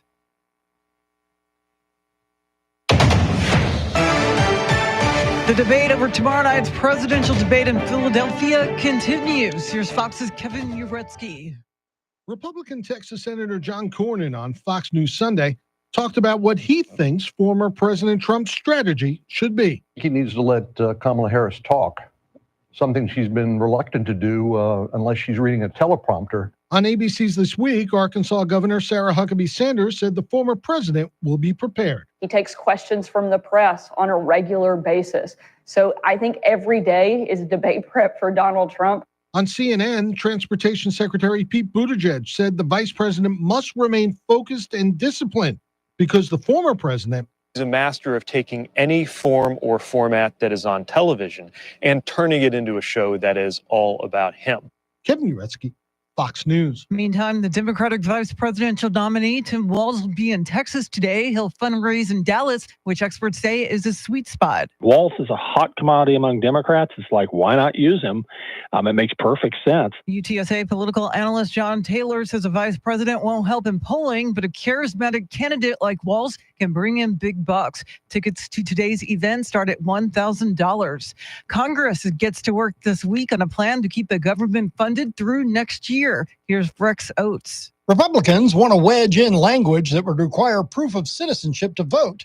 The issue doesn't sit well with Democrats like Texas Congressman Lloyd Doggett. Such an abrupt change just here weeks before the election will create chaos for all Americans, but maybe that's what their objective is. The push is led by fellow Texan Congressman Chip Roy. He says the change is needed to beef up election security. The strict proof of citizenship requirements, however, would likely be dead on arrival in the Democratic-controlled Senate. I'm Rex Oates, News Radio 1200 WOAI. The mother of the teen accused of killing 4 people at a Georgia high school says she called the school before the shooting to warn about what she believed was an extreme emergency. The Washington Post says records show that Marcy Gray called the Appalachia High School about half an hour before the shooting and was on the phone for about 10 minutes. She made the phone call after getting a text from her son. Law enforcement officials in Kentucky are still looking for suspected Kentucky Interstate 75 shooter Joseph Couch following the Saturday night attack. Laurel County Sheriff John Root explains how Couch got the weapon they claim he used in the attack. He obtained a firearm at a local place here in London, but it was obtained, legally. He went through the ATF. He went through all the proper paperwork. The attack left 5 people injured, including one who was shot in the face.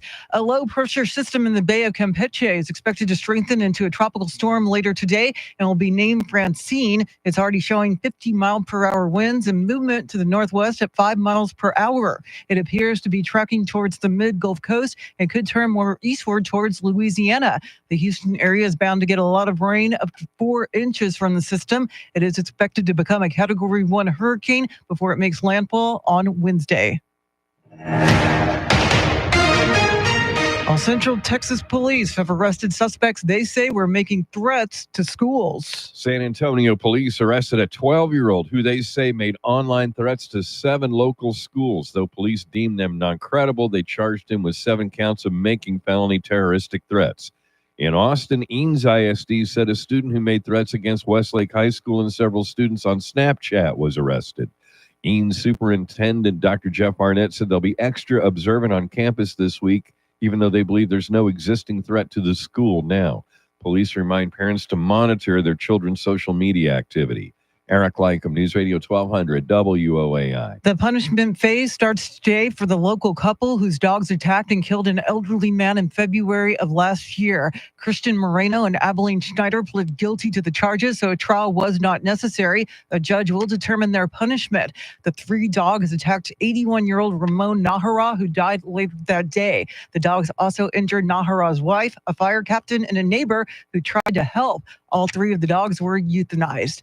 Well, the Cowboys cruised to a big Week 1 victory over the Browns, 33-17. Exciting start, though, super exciting start on the road, a place that we weren't very, very good in last year against a team that was great at home last year. Last year, but to turn the page and to start this year the way we did was huge. Meantime, the Dallas Cowboys and Dak Prescott have agreed to a record-setting 4-year, $240 million contract extension to keep him with the franchise through the 2028 season. The deal includes $231 million guaranteed, which is the most in NFL history. It is 8:06. News at the top and bottom of every hour, along with breaking news as it happens. I'm Charity McCurdy. Traffic and weather coming up.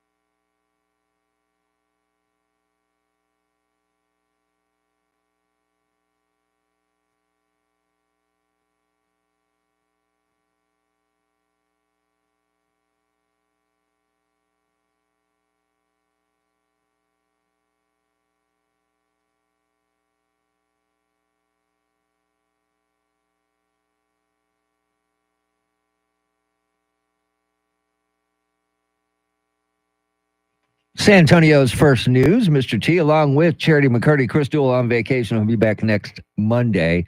Coming up at 8:40, UTSA head coach Jeff Traylor joins us for his weekly visit. We'll talk about the game that they played at Texas State where they just got blown out, Charity. That's all there is to it. There's no other way to put it.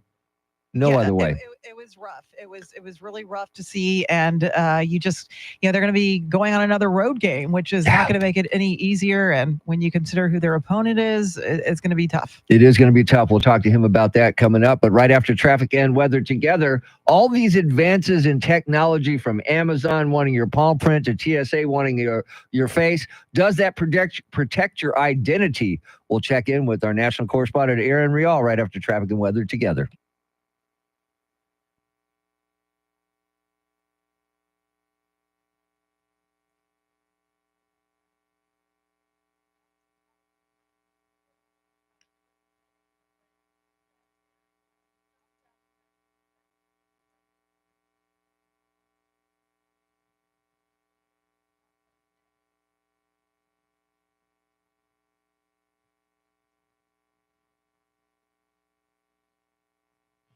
Sunny skies today, highs in the upper 80s. Tomorrow and Wednesday, sunshine along with a few clouds and highs in the low 90s both days. 64 degrees at Fort Sam Houston, 64 in China Grove, and 63 right here in Stone Oak. WOAI News Time 8:10.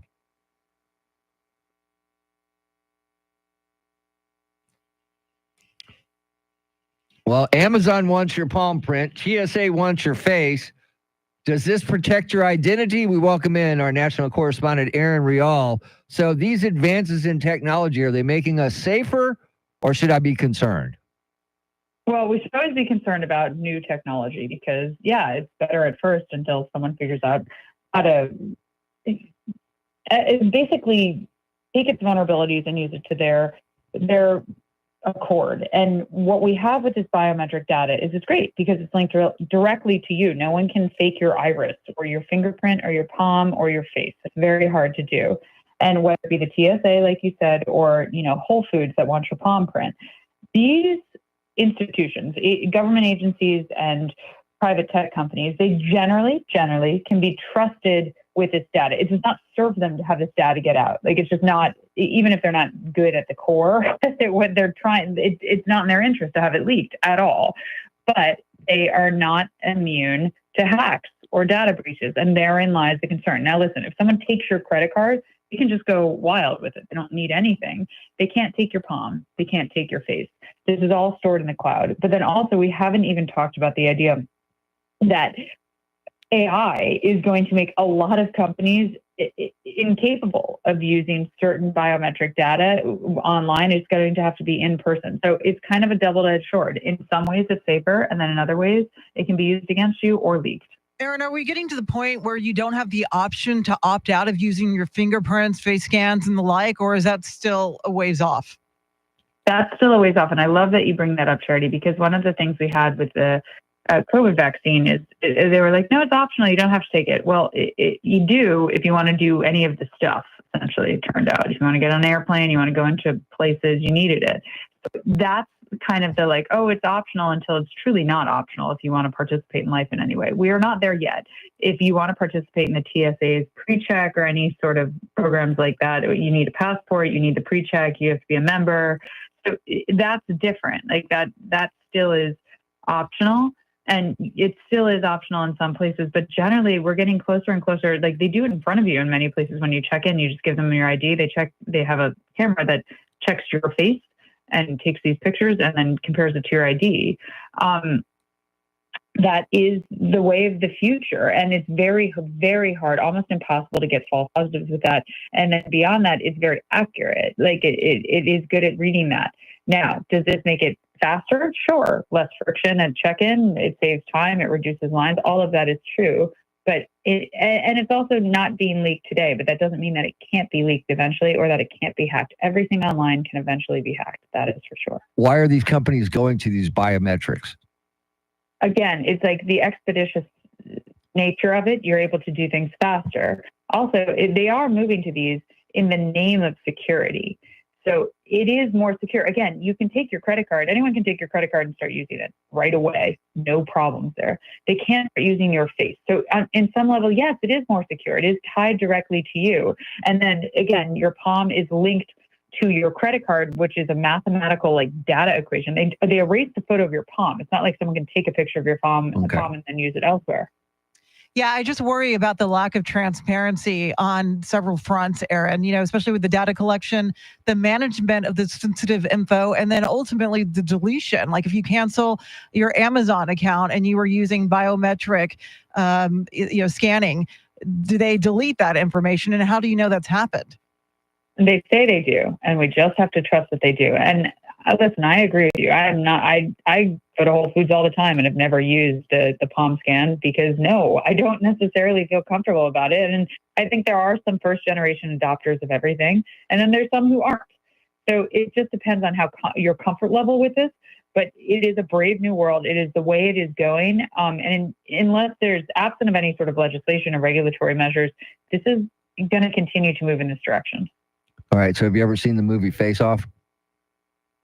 I have, yes. See, that's what I'm worried about when they want to start using my face, that somebody's going to get a hold of me and cut my face off and put it on theirs. My fear is that every single Black Mirror episode is going to come to life. It's the most depressing show of all time. I'm like, I think we're just going that way, and I have to get okay with it. Oh, great. Now I'm just terrified. Appreciate it as always. That's our national correspondent, Aaron Rial. All right, coming up, 8:40, UTSA head coach Jeff Traylor makes his weekly visit, and they got blown out at Texas State. We'll talk to him about that coming up. WOAI News Time, 8:15. All right. And we're back.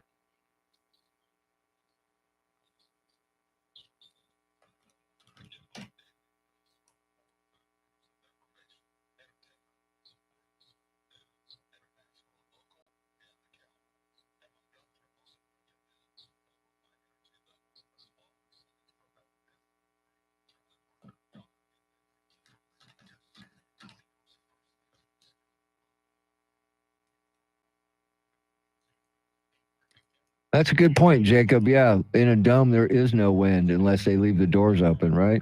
Good morning, Travis, Sleepy, Tim, David, Jacob,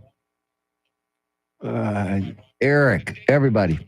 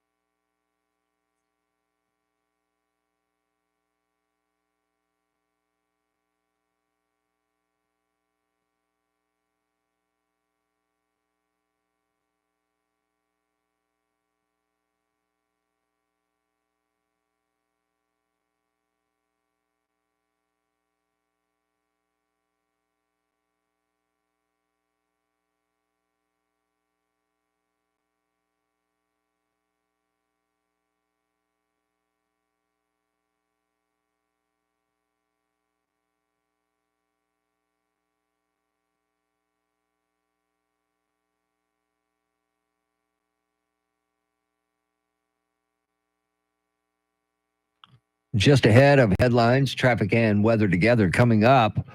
Well, Charity and myself will tell you what we want to see in tomorrow night's debate. Charity, have you ever gone to Whole Foods and had to use your palm print?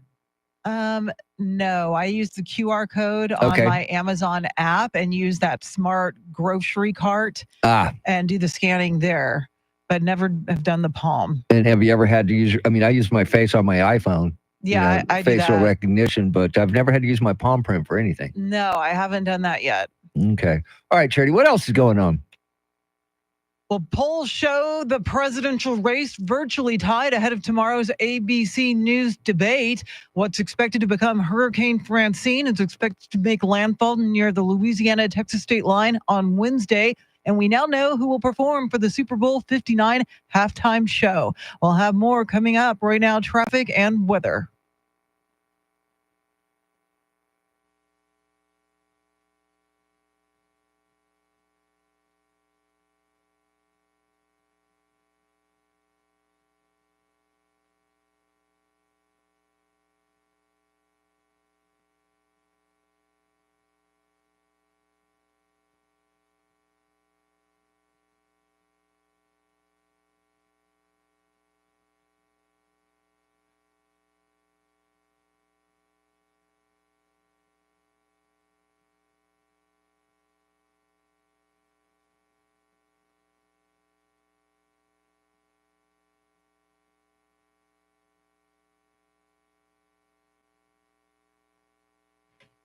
Sunny skies today, highs in the upper 80s. Tomorrow and Wednesday, sunshine both days, a few clouds both days, and highs in the low 90s both days. 64 degrees in Von Ormy, 64 in Castroville, and 63 right here in Stone Oak. WOAI News Time, 621.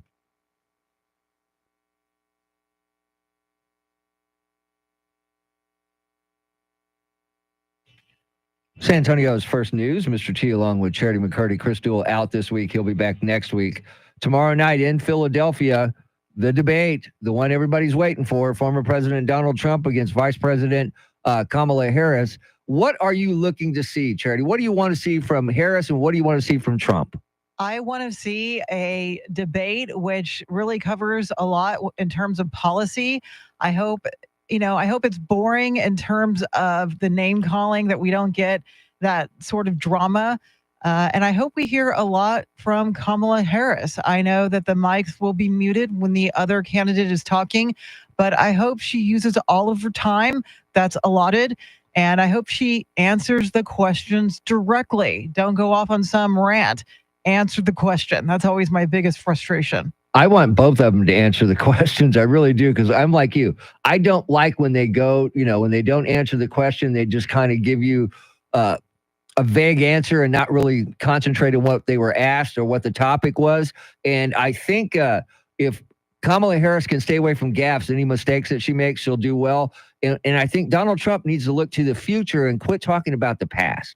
Yeah, that's going to be important. There really is. And I think she needs to kind of clarify. She's been accused of being a flip-flopper when it comes to fracking, border security, and I want her to expand on that and talk about why her policy has changed on those two big hot button issues in this November election. And maybe that will silence some of the haters. Who knows? Probably not. And I hope Donald Trump, holds her to her record. I hope that he sticks to the facts and, again, tries to stay away from the name calling. And I'll be especially interested to see if he pronounces her name correctly on the debate stage. You're looking at my notes here because that's what I wrote down. Will he call her Kamala or Kamala, or what's he going to say? What's he going to say? And look, I want them both. This is going to be probably the only debate they have against each other. I want them both to concentrate on, economy, immigration, just all the things that matter to the voters, and less of the what I call the BS. Stay away from that. And it's a big ask because I know. This is going to be the only debate, and that's what Trump does best. We talked to John Decker about this. He has the most experience in debating. as a presidential candidate. I think it's going to be his 7th debate that he's taken part in. It's amazing. And he has experience in reality TV. So he has really mastered the ability to dominate television coverage. So that's going to be the biggest challenge for Kamala Harris. I think that's going to be a huge challenge for both of them to stay on topic, answer the questions, and come on, quit acting like a politician and just get straight to the point. Tell me what you're going to do for the economy. Tell me how it's going to hurt my wallet. Tell me how it's going to hurt, the immigration, all that. I want all of those questions answered. And part of me wants to see a clear winner in this debate, because usually after these debates, we're like, did it move the needle at all? Who did best? What will the polling show? And it's going to be interesting to see whether or not Trump comes out ahead, or if Kamala Harris surprises everybody and has a really, really strong showing. That will be very surprising. It really will be. All right, and we've got it covered for you right here. We actually will carry the debate tomorrow night, 8 o'clock right here on News Radio 1200 WOAI. And of course, we'll talk about it. Randy Beamer will be in on Wednesday to recap the debate with us. Coming up at 8:40, UTSA head coach Jeff Traylor will join us for his weekly visit. Right now, though, WOAI News Time, 8:25.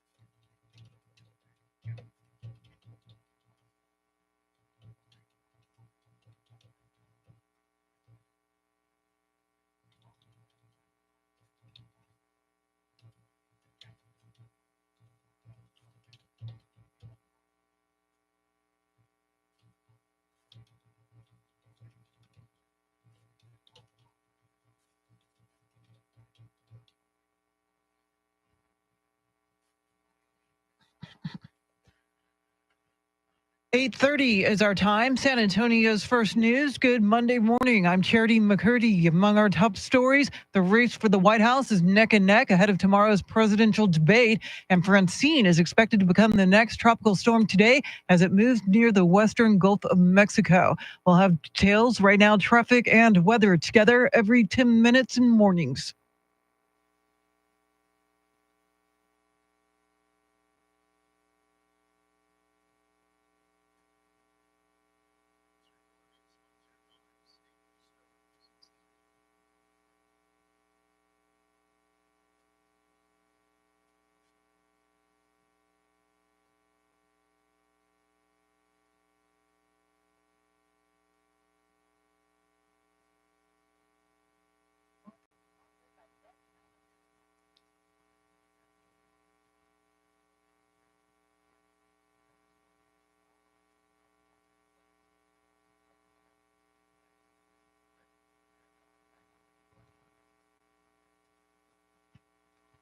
Your weather forecast for this Monday: sunshine, a high near 90. Tonight's low near 70. Right now, 64 degrees.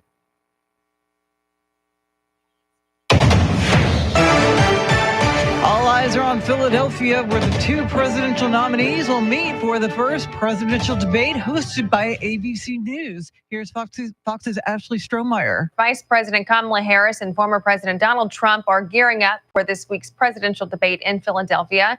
This will be their first ever face-to-face encounter, as new polls show the race is a dead heat. The vice president has been hunkered down in Pittsburgh for several days to study up, while Trump has remained on the campaign trail. You can catch Tuesday's ABC News presidential debate simulcasted right here. Coverage starts at 9 p.m. Eastern. And a new national poll shows a virtual tie in the race. The poll released yesterday by the New York Times and Siena College gives Trump a 1-point lead, 48 to 47% over Harris. The survey noted that's well within its margin of error. And the Democratic vice presidential nominee is making his first trip to Texas. Here's Beth Myers. Tim Walz is fundraising in Dallas today, which experts say is his sweet spot. UTSA political analyst John Taylor says the Minnesota governor is a likable guy who's in demand. It's that kind of happy warrior mentality that another Minnesotan had, Hubert Humphrey. He says the popularity amongst Democrats won't make a difference in the polling, but he says Walz can bring in big bucks. Tickets to today's event start at $1,000. I'm Beth Myers, News Radio 1200 WOAI. The League of United Latin American Citizens is mounting protests against recent actions of Texas AG Ken Paxton. LULAC members demonstrated outside Paxton's San Antonio office on Saturday. The league is protesting raids carried out by Paxton's office a few weeks ago on the homes of several Democrats. LULAC also opposes Paxton's lawsuit against Bexar County over its plan to send unsolicited voter registration forms to county residents. Paxton claims the forms could end up in the hands of non-citizens or felons who are not eligible to vote. Well, a woman has died from the collapse of bleachers at a rodeo in Bernie. John Mark Dempsey has more. The woman who died is 79-year-old Vera Asher Smith. The collapse of the bleachers happened during a rodeo at the Kendall County Fairgrounds on August 30th in the town of Bernie. 8 people were hospitalized. Witnesses say about 30 to 35 men held up the bleachers until the first responders arrived. Investigators found the Kendall County Fair built a new section of bleachers but did not apply for a building permit, and so the bleachers were apparently not inspected prior to the fair. Well, the San Antonio Police Department has arrested the person responsible for making online threats against 7 local schools. According to SAPD, a 12-year-old was arrested and charged with 7 counts of felony terroristic threats. No weapons were found at the teen's home. Police are reminding parents to monitor their children's social media activity. A tropical storm system in the Gulf of Mexico has prompted Governor Abbott to mobilize emergency response teams. As of this morning, per the governor's order, the Texas Department of Emergency Management has escalated to readiness level 2 at the State Operations Center.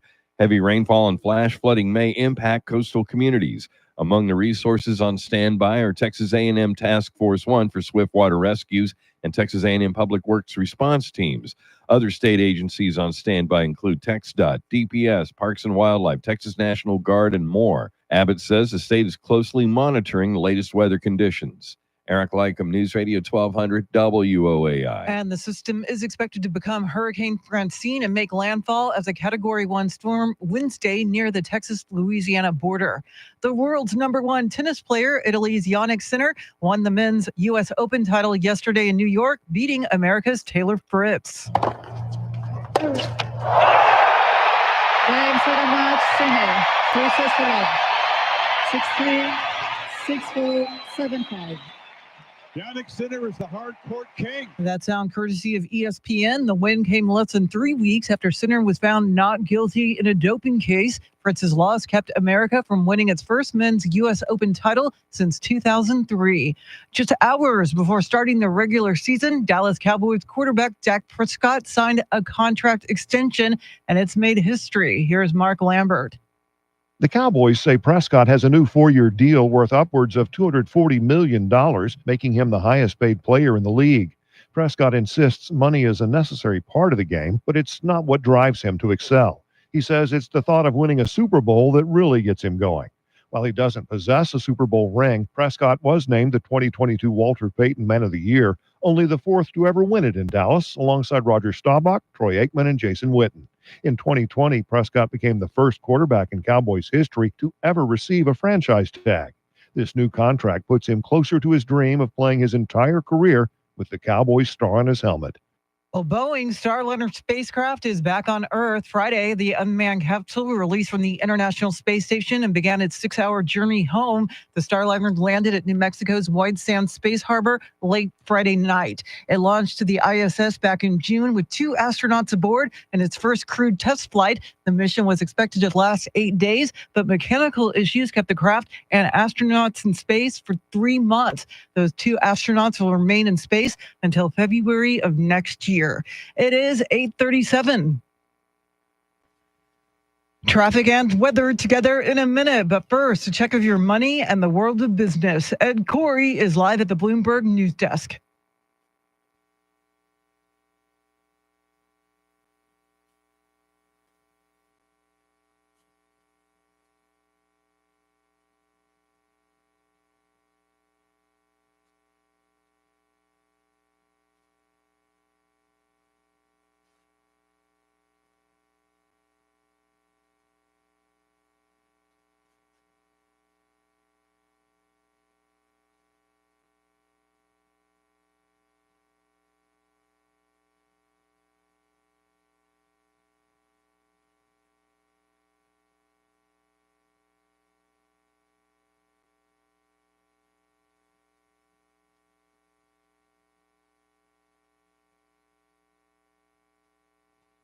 All right, thanks, Ed. News at the top and bottom of every hour, along with breaking news as it happens. I'm Charity McCurdy. Here's traffic and weather.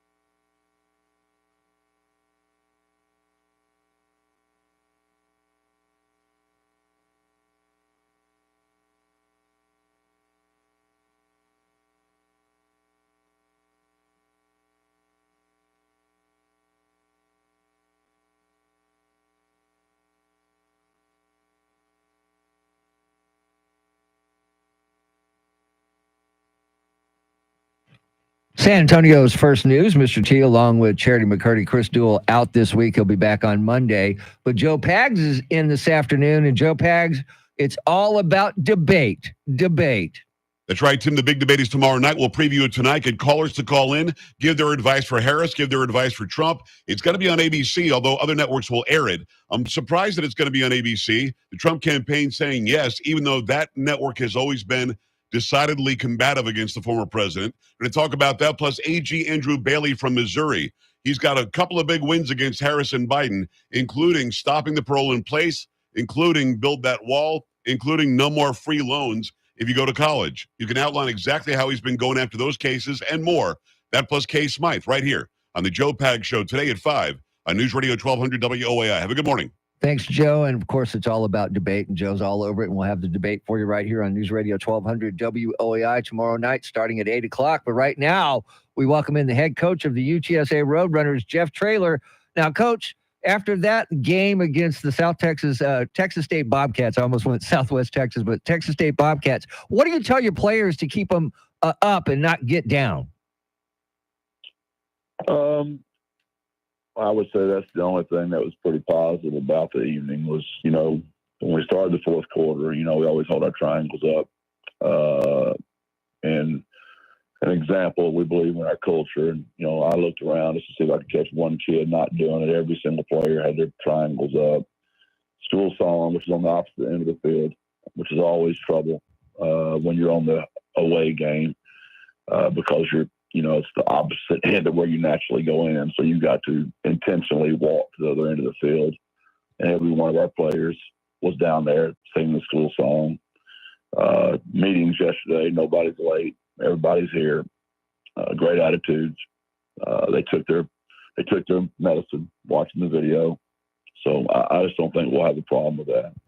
And Coach, not to dwell on it, but it was an emotional loss. UTSA has won all 5 previous meetings against the Bobcats, so it had to be tough to remove that trophy that had been a permanent fixture in your office.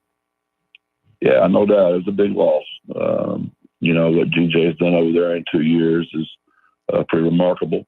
They were for sure the better team that day, and they're a very veteran team. When you have 18 starters returning, plus you add the Sun Belt Player of the Year.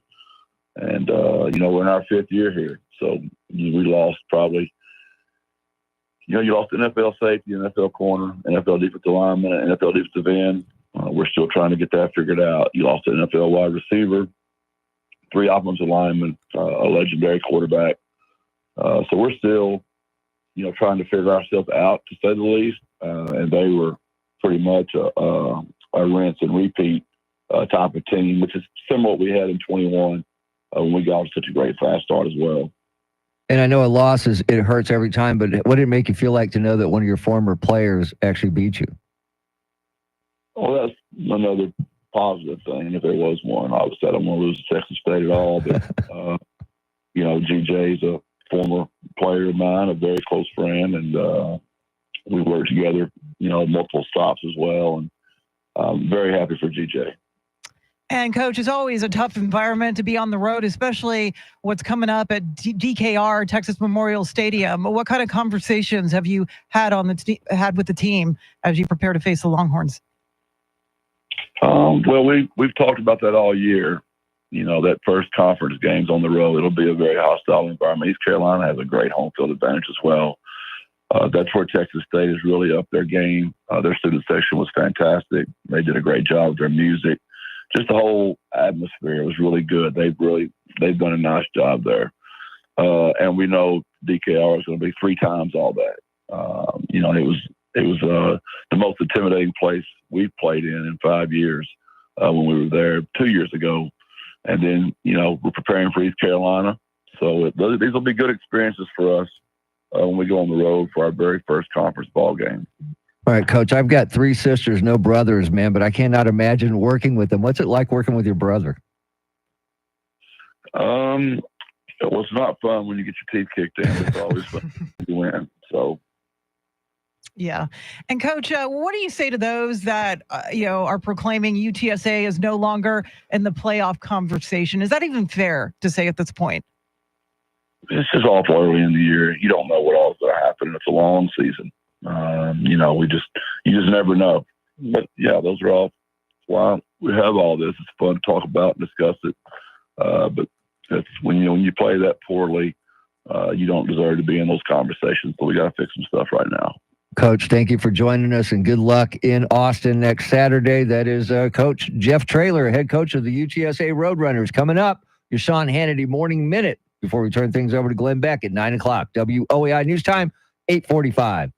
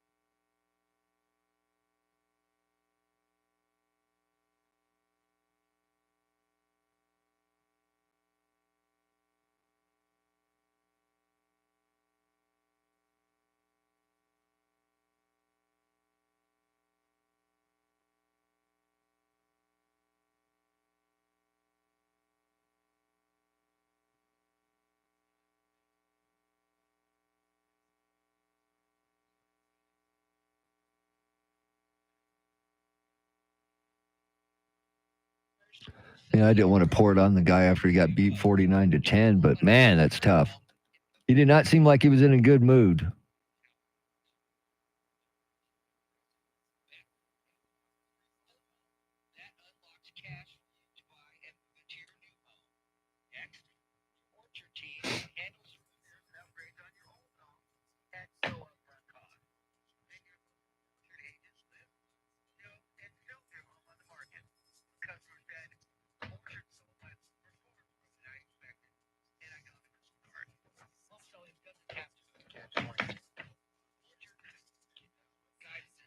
Yeah, he did. He wasn't as up as he usually is. Yeah, I guess, and he's got a tough road ahead of him. Look, he's got to go into Austin and take on the UT Longhorns on Saturday. And look, I wanted to bring it up to him, but I just didn't want to pile on. They could give up 80 points to the Longhorns. Longhorns are playing really, really good this year.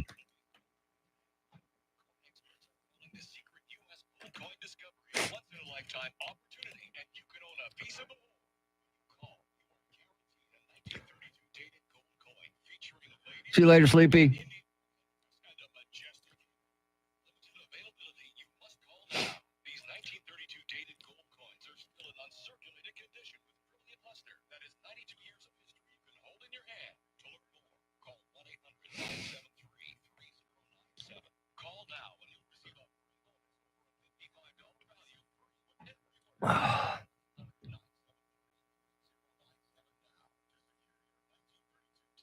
So far, you are correct, Travis. So far, that's what I always say, because the hype at the beginning of the season is always bigger than it should be. But so far, they're living up to it.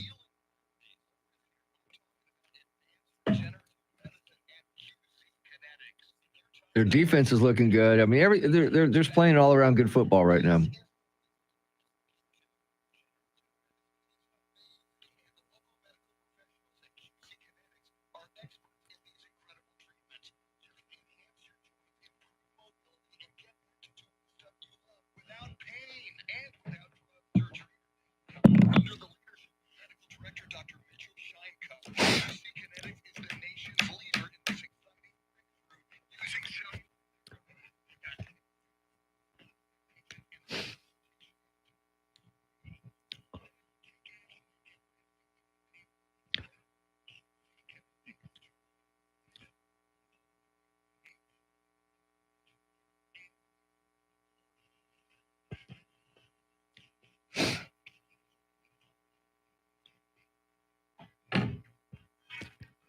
Just ahead of headlines, traffic and weather together. Coming up, your Sean Hannity Morning Minute before we turn things over to Glenn Beck at 9 o'clock. Charity, what else is going on?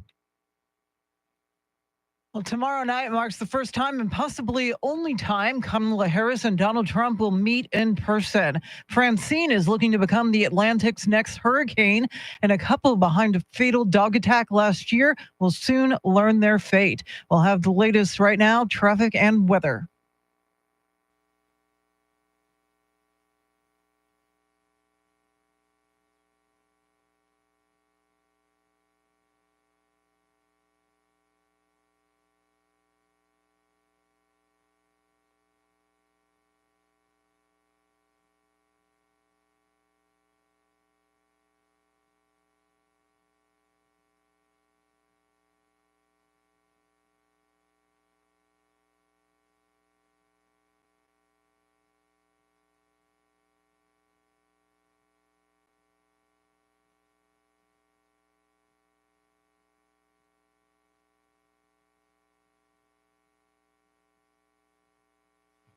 Sunny skies today, highs in the upper 80s, near 90. Tomorrow and Wednesday, sunshine with a few clouds. Both days, highs in the low 90s.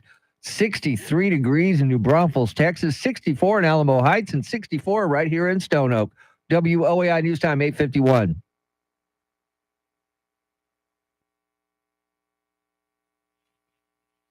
Gosh, we go outside right now, and it's actually, believe it or not, Charity, it's going to be one of the only times I ever say this. It is cooler outside than it is in the studio today. Wow. I just went out at the top of the hour. The wind out there is blowing, and it's a little bit cooler than it is in here. I just love it. It's almost scarf weather. But I was just thinking like, oh man, I probably should have had a jacket laid out for my kids because I lay out their outfits the night before. And it's one of those dilemmas where it's so warm in the afternoon, it's going to reach 90 today. Yeah. That they want to be in shorts and a short sleeve shirt, but in the morning, different story. Yeah, and it's just something else for them to lose too. It's like I have to keep track of water bottles, thermoses, and then now they're going to lose the jackets, which I put their names on, but still, Yeah. See, I remember that though. I remember going to school in the morning, having a little jacket on or a flannel shirt, get to school, it starts warming up, throw it in the locker, go home without it.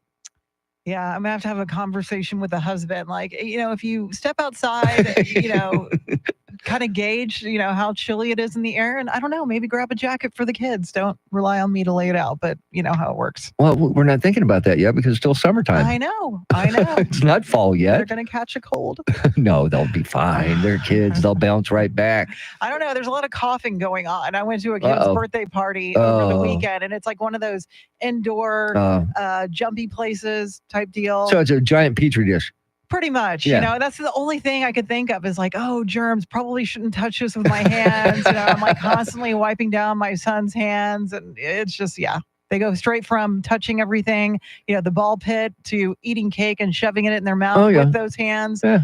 I know. It's good to be kids. It's really good to be It kids. boosts their immune system somehow, I'm sure. Of course it will. Yes. Of course it will. And then meanwhile, we've got that disturbance in the Gulf that could be Tropical Storm Francine later today, or is it already? Not that I'm seeing yet. I haven't gotten an update that it's become a tropical storm yet. But it's going to be, they're predicting Category 1 hurricane when it makes landfall sometime Wednesday between the Texas-Louisiana border. But again, we're going to get more accurate models as the day progresses. Yeah, because right now they're just kind of guesses, aren't they? Pretty much. Yeah, because they think that's what it's going to do. If you look at it right now, it looks like it's going to parallel the coast of the coast of Texas and go up to Louisiana. And unfortunately, we're on the dry side of it. So we probably won't see any rain here in San Antonio, but we can just keep our fingers crossed and hope.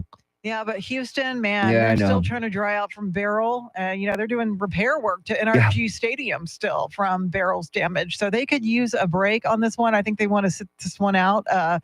And again, this Atlantic hurricane season runs until November 30th and probably longer. Yeah. Why don't they just let it go all year now? Because it seems like it's turning to that. Pretty much. Yeah, where it's just going to keep going and going and going. And tomorrow night, the debate everybody's been waiting for. We'll have a preview tomorrow morning. We're going to do a lot of stuff, but tomorrow morning it's going to be a lot about the debate. We're going to get an update from John Decker, who will be in Philadelphia tomorrow, getting ready to cover the debate, even though the media is not allowed in. That's so weird. It is. And I'm curious to know, and I'll have to ask John Decker if platforms are off limits. Like I know Trump made some kind of side comment about how he doesn't want Kamala Harris to be able to stand on any kind of lift to raise her height. I don't know if that's been officially ruled out. I didn't see that in the list of rules. No. Yeah, there was nothing platforms. against it. Yeah, there was nothing against it. Yeah. So that'd be interesting to see if that happens or not. But look, we've been waiting for this. We've been counting it down. We're waiting for it. Tomorrow, it's finally here. And I can't believe for some people this debate will determine their vote. It's unreal. It is unreal, but everybody, that's how people roll. That's how people roll. All right, join us tomorrow morning. We start at 5 a.m. Time for your Sean Hannity Morning Minute. WOAI News Time, 8:55. All right, everybody have a great day. We'll see you tomorrow. Enjoy the weather.